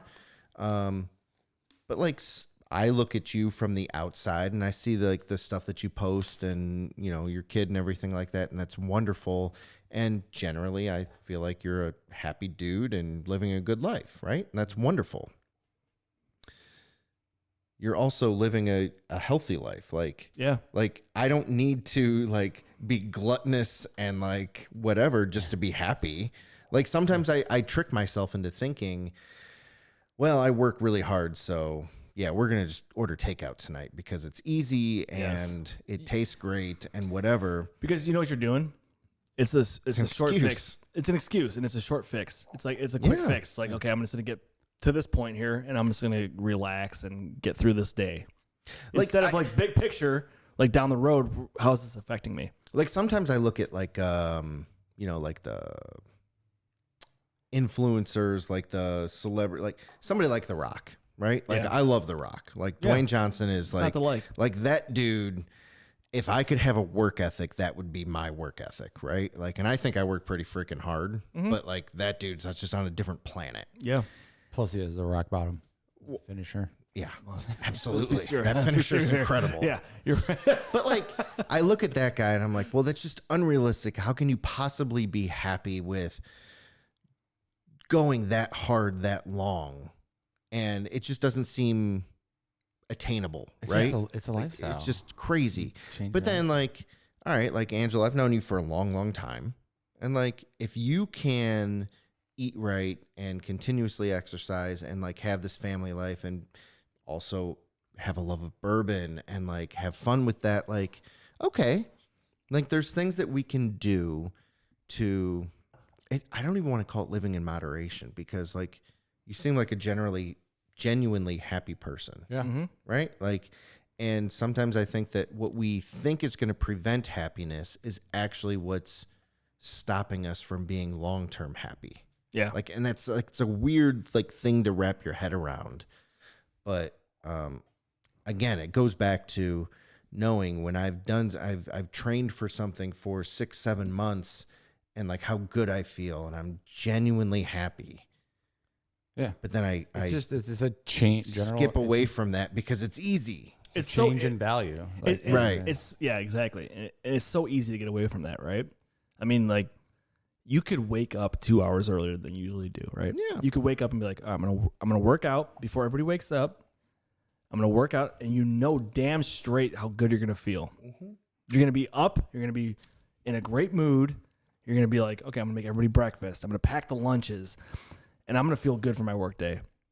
Or you could be like, I'm just gonna sleep until my alarm goes off, and then I'm gonna hit snooze. And I'm gonna hit snooze again, right? And then it's those micro choices. It is. It is so you gotta easy do both, do. but you gotta do one more than the other. Exactly. Yeah. Right. That's right. 100% correct. Yes. You got to do one more than the other. Yeah. Like if you make your good choices the priority and not to say, well, I won today because I actually got up on time. Yeah. Instead Yeah. of, I made it into work. But if you do that 4 times out of the week instead of 1 time or 2 times, it's progress. Now you're doing better this week than you did worse. You know what I mean? Like, and But then you go to 5 days. I think if you get in that routine of just getting into it again, just like motivate yourself to do it. Like, hey, I'm going to wake up at 5. Yeah. And I'm going to get my shit done. And you know damn straight how good you're going to feel. Right. It's just that getting to that point and making yourself do it. Well, it's getting rid of the excuses. And getting ready, yeah. Because that's what it is. Because it's all excuses. We all do and they're it. valid excuses. Don't get me wrong. For sure. Like, because I need my sleep. I need my sleep. And I need my free time to stay up till 1 in the morning and play video games Yeah. or watch whatever show I want to watch. Listen, because everybody's sleeping, but I'm awake, and this is my free time to be able to do whatever the fuck I want to do. Thoroughly enjoy those times. I do. I love. But does it have to be every night? No. Could we do that once a week? Yep. Absolutely. And get my fulfillment? I could go to bed at a decent hour, but like on the weekend, sometimes I'm like, oh, it's only 1:30. I'll stay up till 2. Yeah. I'm gonna watch my show. Yeah. But you know damn straight you got to be up at 6:30 to wake up with the kids. Right, you're going to be up regardless. You know, but you're like, that's the weekend. Yeah, but I can take a nap. And so then you take a nap, and then I'm you're just like, gonna sit on the couch all day, and then you're gonna be a shitty parent because you're like, get the fuck out of here. I'm gonna do whatever I want for a little while. I mean, it's so easy to do, and I do it all the time until I finally talk myself into getting into a better routine, knowing that I'm gonna feel better. Well, hey, I just talked to Anna. Okay. Who owns Anytime Fitness, and she runs the 24 and 24. She just had her first meeting for this year's 24. You tell me I need to do it. Well, you said you were going to do it. I'm already locked in, right? You were pretty adamant that you wanted to run it with me this year. I'm in. I'll do it. You want to do it? Yeah, You boy, should do let's it. do it. Dude, Boom. I told her actually. So she opened up a new smoothie place. It's like it's called Smoothie King, which, by the way, Phenomenal. Tasted fantastic. Well, yeah. I got some like blueberry energizer thing, whatever. But like, she's an amazing person, high energy individual, super health focused, and like she inspires me all the time. But she made it a point to tell me when I went through that smoothie line, it was like, hey, just so you know, just had my first meeting. Like, and I told her, I was like, listen, through the podcast and everything else, I've got like this group of guys that like say they want to do it. She's like, you should get a whole team of just dads. I'm like, that would be amazing. Did I not say that last year? Yeah, you did. That's what I'm saying. Like, can we get like that's what I said. Talking Dads team? That would be amazing and to just get a see whole who team we can get together to do it, and just do this thing together. And that would be a ton of fun. And and I've said it before too. It's like, if you could just get yourself to sign up for something, lock yourself in. Like we talked about this already, obviously, but it's like just lock yourself into doing something. It's a mental thing. Like I'm not going to fail. No, fuck that. I'm gonna go ahead and go 100%. I'm gonna make sure I do this because you're locked in. Yeah. And it's the same thing with a doctor's appointment. My goal this year is to not feel as shitty as I did after running it last year. like dude, here's the thing: is I'm stubborn enough that I know that I'll do it. You'll do it, but you still felt like shit. But like I felt pretty awful afterwards. Like you're not as bad as I thought I was going to, but I had to do some like serious work to get back to normal. Well, it's funny because like I showed up there to go support him for like in 2 hours. Like Marco and I showed up and we're just like hanging out. Like that was at what, like midnight or 11 o'clock? 11 o'clock like we showed up and we're just like hanging out, watching him run around. I'm like, we could do this, man. You can. We could do this. We should. And not only that, if you get somebody to do it with you, that motivation is so much better. Because I mean, you're gonna do it. It's like anything. Like you're like, hey, I'm really not that hard. No, but if you have somebody with you, it's like, okay, I'm not gonna let this person beat me. Right. But you know it's what I mean? Inspiring as shit. It is inspiring as shit too. Yeah. So I mean, I think we should all do that. Yeah. I'm in. I'm in. All right, I'll get a team together. I'm in. We can put a bottle of Blanton's at the finish line. Ooh. There you go. We'll be like, we're gonna drink. We're gonna drink this one more time. But like, you know what? I think, dude, I'm here to tell you at the end. I don't know. What was I gonna say? Like, if you can stand, right? Yeah. Like, hey, you know what, man? Let's do this some other time. I'm gonna head home and just go put an IV in for a little bit. Although, you know what? I'll tell you this. I thought I was gonna be dead afterwards, and that day we played the Colts, and so I remember thinking that like I was just gonna not be able to watch the game. I think it was a 4 o'clock game. Yeah. And because we got done at like noon. By the time I got home and like finally took a shower and all that kind of stuff, I laid down in bed and I thought I was just going to fall asleep and the pregame was on. I stayed up and watched that whole freaking game. Yeah. And then you die and you're out for like 2 days. Yeah. Well, I mean, think about like when we were younger, like 24 hours staying up, it's fine. Yeah. But you're every hour. Right. Well, the thing too is like watching him, it's like, okay, so you run every hour, right? You do your quick, your mile. Mm-hmm. So you're like, okay. But in between then, that time's got to fly. Like, right? I mean, like. It's insane. So they structure it like that, right? Yeah, so you can only do 1 mile per hour. Gotcha. So you have to stay awake. Yeah, so like I saw your Instagram and some other people that I know that did it. I didn't know that it was structured like that. Yeah, so it ends up being, I averaged it out at like 1.7 miles per hour. So you do your mile on the track, but to get from point A, like where your like staging area is, to the track is like 0.3 miles or something like that. Because you got to walk over there and then you got to walk down the stairs. Well, so you stop. You get started, you go, and then you got to walk back. And then by the time you walk back, you have like 20 minutes before you have to start again. So it's quick. Like we were there for 2 hours and it was like, we got to hang out with him for a little bit. What was that mile? It was the glow in the dark mile. So Marco and I put like these like glow sticks all around him. We're getting them all dressed up. They just made me ridiculous. It was ridiculous. And then you ran around, you did it, come out, hangs out for a few minutes, and then he's like, all right, I gotta get ready for the next mile. It's like, holy shit, that was fast. Like it's boom, boom, insane. Boom. And you're not running fast. Like no, if you're smart, like I remember my first mile I ran under 8 minutes. And like that's not like a crazy fast mile by any means, but it's like pretty everyone was telling me like, dude, you need to slow down. Yeah, like, that's not gonna work. And so by the end or by the middle, I would say I was like in the 11 to 12, and like that was a good pace to get you enough time to walk back, get a drink, grab something to eat, stretch a little bit, you know. But the key is just not sleep. Yeah, in the middle, I was sleeping and it was miserable. Because you're like, I gotta wake up. So you were just sleeping for like 20 minutes at a time? No, I stopped. Like when I was doing that was the worst. Those were my worst miles when I was sleeping for like 15 minutes. Yeah. Like because you just tighten up. You fall asleep and you're so that's why I thought you could do more. Like I thought you could like do 5 miles, knock out 3 miles, and then take a 2 hour nap. Yeah, it's like every hour. It's like boom, boom, that would be amazing actually if I could do. That's what I thought it was too. I'm like, okay, so you could run 5 miles real quick and just chill for a few hours. Yeah, but no. It's all right. fun. Well, cool. I'm excited let's to do it it, man. Yeah, I'm in. I told you. I said. Well, I think it was. I showed up and I ran into his father-in-law. He's like, "Why aren't you doing this with Ian?" I'm like, "That's a good question. I should have." It was one of those things that I did that like I didn't really talk about. I just like signed up for it and wanted to help. Well, to be fair, I thought I was signing up just to be a team sponsor. Yeah, and then you got sucked in. And like thought I was writing a check just to help these kids out, and like I wanted to help out, you know. And then Anna was like, "Yeah, but our sponsors typically run it." I was like, "Well, I'm not really a runner." But you I'm like, did all it, right, though. but I'll do it. You did it. Yeah, it was cool. It was a lot of fun. It was a really cool experience, and I'm super excited to do it again. Yeah, for sure. It worked out too because what was that, in October? Yeah, it was October. So it's this like year. the weather was nice. So typically Can you it's in imagine August? July. Oh, it's July. Okay, I thought it was August. So it's usually July or maybe early August. But they had to cancel it and like move it back because of COVID. So well, all right. Well, there we go. There's our something we can look forward to for next year. I'm gonna do a team. I'm in. We're gonna sponsor a team. Talking Dad's team. We're gonna do get it. all the dads in. All right, Absolutely. Cool. You're locked in, Angelo. I'm in. Sign me up. All right, good. Cool. All right, so all right, well, we got to do some standard stuff, right? Standard stuff. We got to So do some proud dad moments. Yeah. let's do the proud dad moment first. Okay. Explain it. Well, I know you've watched. I know you've listened. You know proud dad moments, right? What's something that you can be super proud of, either yourself, your wife, your daughter?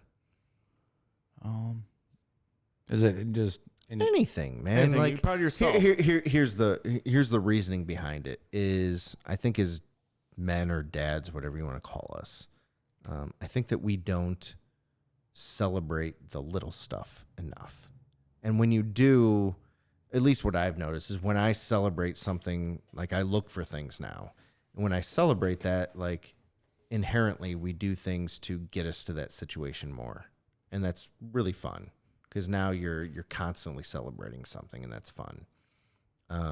So if you can think about something that you did, or your wife did, or your daughter did, that was like, oh man, like I'm actually proud. Like that sense of pride, right? well, if she just crawled across the whole room for the first time, so That's I think amazing. That's probably going to be it. But I mean, that's definitely what I would say right now. Yeah. But yeah, and again, like since Sarah and I have different schedules, we're not always together. When you can have something like that happen when you are together, it just makes it that much more special. And just that's really that's cool. magic too, man. I mean, like when you see something like that, it's so exciting too. Like you're sitting there rooting them on to, hey, all right, come on, and all of a sudden they do it, and you're like, holy shit, like that's a huge thing, man. Well, it's good so to be awesome. proud of that, because I'm here to tell you, like, I don't know what your guys' plans are, but if you plan on having more kids, right or wrong, the second one is just not as exciting, right? Because you expect it to happen. Yeah, you've you been know through that, it, all right, yeah. this generally is the time that it happens and everything else. But for that first one, like, to celebrate that, like, That milestone. you worked and- on that, yeah. right? Like, you put her on her stomach and you said, all right, you kind of put her in a certain direction and said, you're going to go that way. And you put a toy in front of her for, it's 2 feet, and then it's 5 feet, and then it's 10 feet. And The next thing you goes know, across the room. And like, that's fun. Like, that's something that you taught her how to do. And those milestones are amazing. Like to watch them Yeah. like do something for the first time. Like Yeah. And it starts with like when they're really young, like the coos and Yeah. like they start talking, they start making noises. They're like, oh my gosh, just doing tummy time for 5 minutes. They hold themselves up, or Yeah. they pull themselves up on the furniture. Yeah, Like, I feel that like kind of I'm shit like, is I feel like I'm annoying to Sarah in that because I'm like, look. yeah, Look No, what she's doing. dude, But be that's so annoying. Babe, I've that- seen that before. Like, no. Be yeah, really, annoying. but I man. did it, and it's so exciting, man. Be It's annoying. something- and That's it's so much fun. something to be so proud of, man. It's so cool. Because they do, like, I'm here to tell you, like, as they get older, those milestones get further and further apart. Like, you should absolutely celebrate every little thing. Like, so she's 8-9 months, so in like 3-4 months she'll be starting to like furniture walk and then like walk around and like, And you see them stand up and they're like, they start balancing. and then a your little life bit, and is then, like, really then they fall over. Yeah, and then you're like, shit, they're gonna be getting into some Right. stuff. You're like, And- okay, we gotta start. and moving there's stuff like around. anxiety that goes with that, and there's like different things you have to baby proof your house, and all that stuff can be overwhelming. But if you just take it for what it is and like understand that this little girl is becoming a little girl, right? Yeah. Like, and that's so much fun. Yeah. It's So, really, like, it's really celebrate it. amazing. It's celebrate small accomplishments is Yeah. what we always say. It's like, man, like those little things. It's like you have to. Because at some point 'Cause too, it's you big, guys are man. going to It's the say that first you're time- done. Like I don't know if you guys are planning on having more kids. Yeah, we but, are, Okay, yeah. so but eventually there's going to be a time where you're like, all right, we're done having kids, and like you'll never get those little things again. Yeah, just like so today, this morning, like Sarah was feeding her, and we're it was Sunday morning. We're waking up, we're drinking coffee, but we're in bed, we're watching TV, hanging out, and she was just like laying there, like looking up at me, and I was like, I just like told Sarah, I was like, there's literally gonna be like Yeah. her face is gonna change, like Yeah. her like that little cute face right there is not gonna be the exact same, Right. and I think that Yeah. kind of sad to me, like It is. 100%. You know what? You know what's crazy is like you have Snapchat, Yeah. right? So you send these videos out, and you get that every day. You Those have memories. the memories come up. When I see those, I send them to my wife all the time, and she does the same Dude, thing. that's what we do too. And it's like, man, look at Sam. He was just this little baby. Dude, This we've chubby never little- talked about that before, but that is 100% true. Because Like, you look at him, you're like, oh, these babies, and we send like videos of like the kids together, like right. We're like, oh my god, look at the babies, man. They're so chunky, these little things, and now they're kids. yeah, They're 5 years old, and they're like, yeah. Yeah, we got like the rotating like photo gallery on Yeah, like, the yeah, yeah, Alexa, on the- like yeah. videos Yeah, and yeah, stuff yeah, like yeah. that, or even like on our TVs. And it's like, yeah, you see a picture of her like she's like 2 months old, and you're like, oh my god, like, yeah, but and it was it only goes- 6 months ago, and it goes fast Yep. though, man. It goes Yeah. like that. Dude, And wait next thing till you know- wait till you're looking at like different years, and like I'll look at my so this is the time I go to Arizona every year, and we were looking at it, and it was 3 years ago that it was just me and my son that went, and like it was this picture of me and Gibbs out on my parents' patio in Arizona, and like he is stark naked. Like just being in his element, and like I put a caption on it that was like, well, he's at home here, and he was hanging out with my parents' dogs, and like I don't know, like I looked at that and I was just like, man, he's almost 6 now, and this was just not, it seems like yesterday to Yeah. me that we were out there and hanging out, and like And it he was goes by just so stripping fast. his clothes off and hanging out, like being right at home. Yeah, he's like a big kid. Yeah, Damn yeah. it, man. It goes by in 2 seconds. Ugh. So yeah, take it all But in. yeah, and definitely celebrate celebrate those that. little things. Yeah, sure. Take it all in. like crawling is amazing. It is, man. And the next, And like that's the other thing is like you'll only get to appreciate that for a few months, Right. and then she's going to be walking, and then she's going to be talking, and then she's going to be doing, you know what I mean? Like, She's gonna be saying, "That's not beautiful enough. Dad. I don't yeah, want to wear exactly, that." right? yeah, she will be. I promise you, she It's will. gonna happen. It's gonna happen. Guarantee it. Oh man! All right. So the other thing that we like to do is dad hacks. Dad So hacks. Like, yeah. So I don't know somebody if you have like something. Parisi that is just getting ready to have a daughter, right? Like, what are you doing that's I have one for you. I don't know Oh, if you've there heard you this go. before. So like, I don't know how she is when you're changing her. Like if she's like, So now she just started like. So before she would just let me change her. yeah, now she started she's like- kicking. she's trying to pull the mirror down. She's Yeah. kicking. She's touching everything around. Yeah. So I'll give you a good example of something that worked for me, and I didn't learn this till my second child, but it was when you're changing them, you know how hard it is to get a pant leg on. Like say you're putting their outfit on for the Right. day, and they're kicking their legs, and they're beautiful outfit? beautiful outfit, yes. So what I would do was I would put the pant legs on the kid, so I would put it all the way up. So the first one you put all the way up around their thigh, so they can't kick it off. That one's already on there, and then you could put the other one on after that. So it's like, because they're always kicking, they're always moving around, they're flipping over, they're like little dolphins, like you know what I mean? Yeah. They're flipping around. Put that first pant leg all the way up, and they can't kick the pant leg off at that point. That is a good. And answer. then- So super practical, dude. Like I remember he It told works. me this, and I was like, "What?" And Yeah, I so remember you're that's like, when why Sloan didn't was I think of little. that? Yeah, and Because it seems smart to just like roll both of them up and put both pant legs on at the same time. but it's not gonna It happen. doesn't work. You gotta doesn't go, work. You gotta start with one, put it all the way up to the top, and then like that one's So on. simple. You're good, and then get the next one on. You don't have to worry about them kicking it off. You're good to go. So that's a dad hack that I used 100 times. And that's a really, especially for somebody Isla's who's in- age. Yeah, perfect. You're in it right now. So I don't know if you have something that's like that you use or like some type of dad hack.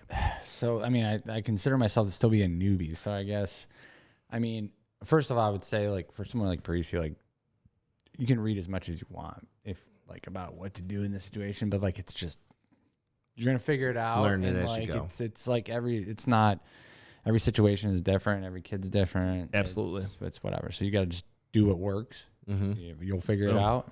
If it works, it works. That kind of thing.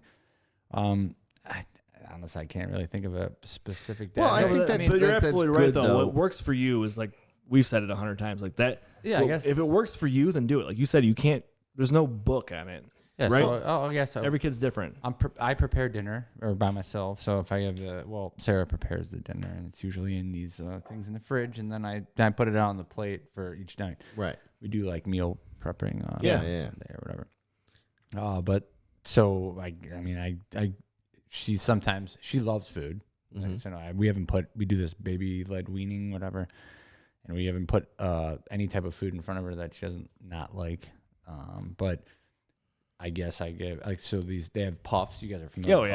Oh yeah. I miss puffs. So puffs are a good appetizer. I guess that's the dad hack. So I'm preparing the plate. I'm getting it ready. She's kicking her feet. She's like, "Where's my food, Dad?" Yeah. If I put a puff or two in front of her, then she's Get her. It's like the that's appetizer. like the appetizer. Yeah, it is. Dude, puffs are great.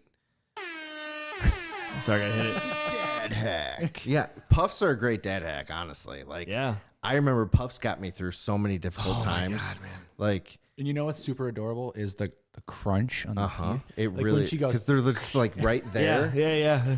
I like listen for it. I'm like, Yeah, give it to her, and I'm 100%. like, For sure. Go ahead and crunch that with you. Yeah. It's so cute. I love that, man. It's super cute, and again, like I haven't had that in a couple years now, so like I a like little that thing you that you understand miss. that Yeah, yeah. because Yeah. it's cool. It's the kind of stuff that you forget about, too. Yeah. Those small little things, man. Yeah, And I mean, and a dad hack, too, is like, man, I love puffs myself. So. dude, they're not bad. No, The banana just crunch ones, on them. Oh, those banana ones I remember were my favorite. you just crunch on those. It's a good snack. It's healthy. It's a healthy snack. Yeah, Instead of maybe getting that's my what I need to Doritos, go It's a step in to. the right direction. Yeah, see, we're on our way. Get We'll yourself start buying some puffs again. By the way, are you allergic to Red 40 or whatever that I don't is? know. I was going to tell you the other day. It's in Doritos, man. Really? Yeah. Oh, yeah. Which ones? Which ones are red? Well, yeah, the nacho ones. Yeah. Oh. Is that the ones that you crushed the other day? No, those. Oh yeah, it was Yeah, see? actually. No, it's been a long time since I feel like I've had a intolerance to Yeah, 'cause any I'm of the red saying- dye. Like okay. I've even had like Gatorade and stuff like that. I've been okay. All right. So I don't know. When I was younger, I could not. Whatever, I would throw up every time. Seem to be all right now. All right. Well, Yeah, I don't know. I don't have to preach the red dye or whatever. Appreciate your looking. I was up, thinking though. about you. I appreciate that. I've been looking at the red 40 Yeah. lately, so been checking all the different foods that have it. So, but anyway, yeah, Angelo, thank you, man. This Yeah, is, thank you so a lot much. of fun, man. No, We thank appreciate you coming guys, on. for sure. Like Tons I of said, fun. We'll have to do it again, and I'm excited for this next chapter of the podcast where we start really going back to some of our old guests. Yeah. And like, all right, 6 months later, like what's going on? Like, because things change so rapidly, and for us, we talk to guys at different stages all the time, so it's something new. But our kids are obviously progressing at a certain rate, and like I get excited to talk to somebody with an 8-month-old because that's fun. I remember that. I know it's so fun to like reflect on that and think Right. about like, wow, where was I with Yeah. that? Like it's funny to think about because like you said earlier, that's the information that you have at that moment, and you dump it and you move on to Right, the next right, thing, and you right. completely forget about what that was like. Right. So we'll definitely have to do it again. For sure. Yeah. We'll get together and maybe we'll get to do some of those events that we were talking about. You got a bourbon guy too, so we can do a bourbon review with you too. Absolutely. anytime. Yeah. We If could you're do ever bourbon down for reviews. that. for bourbon That'd be fun. All right, hell yeah. That'd be really fun. We'll do a blind tasting sometime. I'm in. It's right on my alley. All right. Let's All do right, it. we're good. Very cool. Anything you want to When are plug? we doing that? Can I? Yeah. Tomorrow if you want. Yeah, we can do it So tomorrow. excited. Whatever. Hell yes. Anything you want to plug before we sign off? Oh, my wife watched Channel 3. If you watch Channel 8, or no, I'm just kidding. No. Hey, Sarah's fantastic. fantastic, man. She really is good. I enjoy it. Local Good. celebrity. She's Yeah. good, yeah. Yeah. Nice. But no, I mean, nothing really. All right. That's cool. That I can think of. That's cool. Absolutely. I'm stalling. Try That's to okay. think. It's okay. We do it all the time. We do it all the time. Yeah, we do. No, that's very cool. No, just plug my friends. I miss you guys. I miss you too. right, Yeah, I want to we'll hang do out some with you stuff and this drink bourbon summer. with you guys. I know, man. It's And like, I'm telling you. not just like one at a time. Like Right. the band is back together. Hell yeah. That's This what I summer want. we're gonna be doing some stuff. We'll get all of the bands, put them all together, yes, have some good times. I'm in. I cannot wait for something like that. Yeah, absolutely. Sure. Well, thanks you so much for coming on. I appreciate you for getting my mental into a place where I'm going to get some shit together again. Oh, actually, I will plug something right Yeah. now. All right. Do you guys? You might know my brother-in-law, Rick Wagner. Went to Menor. Mm-mm. I think I I don't think I do. think I do. But I Well- might. I don't know. I'm terrible with names. My sister and him are her expecting. So, Okay. So it might be another. Oh, yeah. That'd be Hell fun. yeah, man. Yeah. Tell me and he loves bourbon. So Oh. Okay, it's well, right tell in him to get a there, hold of so us. Seems like a fit. Might be another. Yeah. Another. We're in 100%. opportunity, so, yeah. Yeah. Tell him to get a hold That'd of be us. cool. Yeah. Very cool. Yeah, let's do that. Well, congratulations to them as well. Yeah, congrats to absolutely. them. Rick, right? Yes. Yep. All right. And Dana. Congrats to Rick and Dana. We'll set that up and we'll get him I'm out here in and 100%. Let him know Let's what's do going it, on. yeah. Absolutely. All right. So other than that, make sure you follow us on the socials and then wherever you download your podcasts. And of Check out the course, our website, www.thetalkingdads.com. We do some bourbon reviews on Wednesdays and then full library of the podcast. Other than that, make sure you guys are doing what you need to do for your mental health, your physical health. Just do what you need to do to get right. Let's think macro versus micro. Yep. I think that's kind of the theme of today's episode. Yes, for sure. You can enjoy yourself and have all of the fun, and you don't need to be outrageously gluttonous Like like I feel like I am. yeah. But no, 100%. seriously, I appreciate these episodes because it makes me kind of refocus Yeah. into what I need to be doing for myself and my family. Yep. 100%. So Right. thank you so much for coming on. I wish you and Sarah and Isla the most luck and success and have so much fun moving forward. So, Thank you. Yeah. Thanks for having me. yeah, Absolutely, lots man. of fun. Thank you. Steve, appreciate you. Anything else you got? I'm good, man. You covered it. Till next time. Thank you. Peace. Hey guys, if you love what you just heard or watched, and we know you did, do us a solid and hit that thumbs up. Share with your friends and throw us a comment, literally about anything. Your support legit keeps us going. Oh, and don't forget to give us that 5-star rating. We really appreciate you.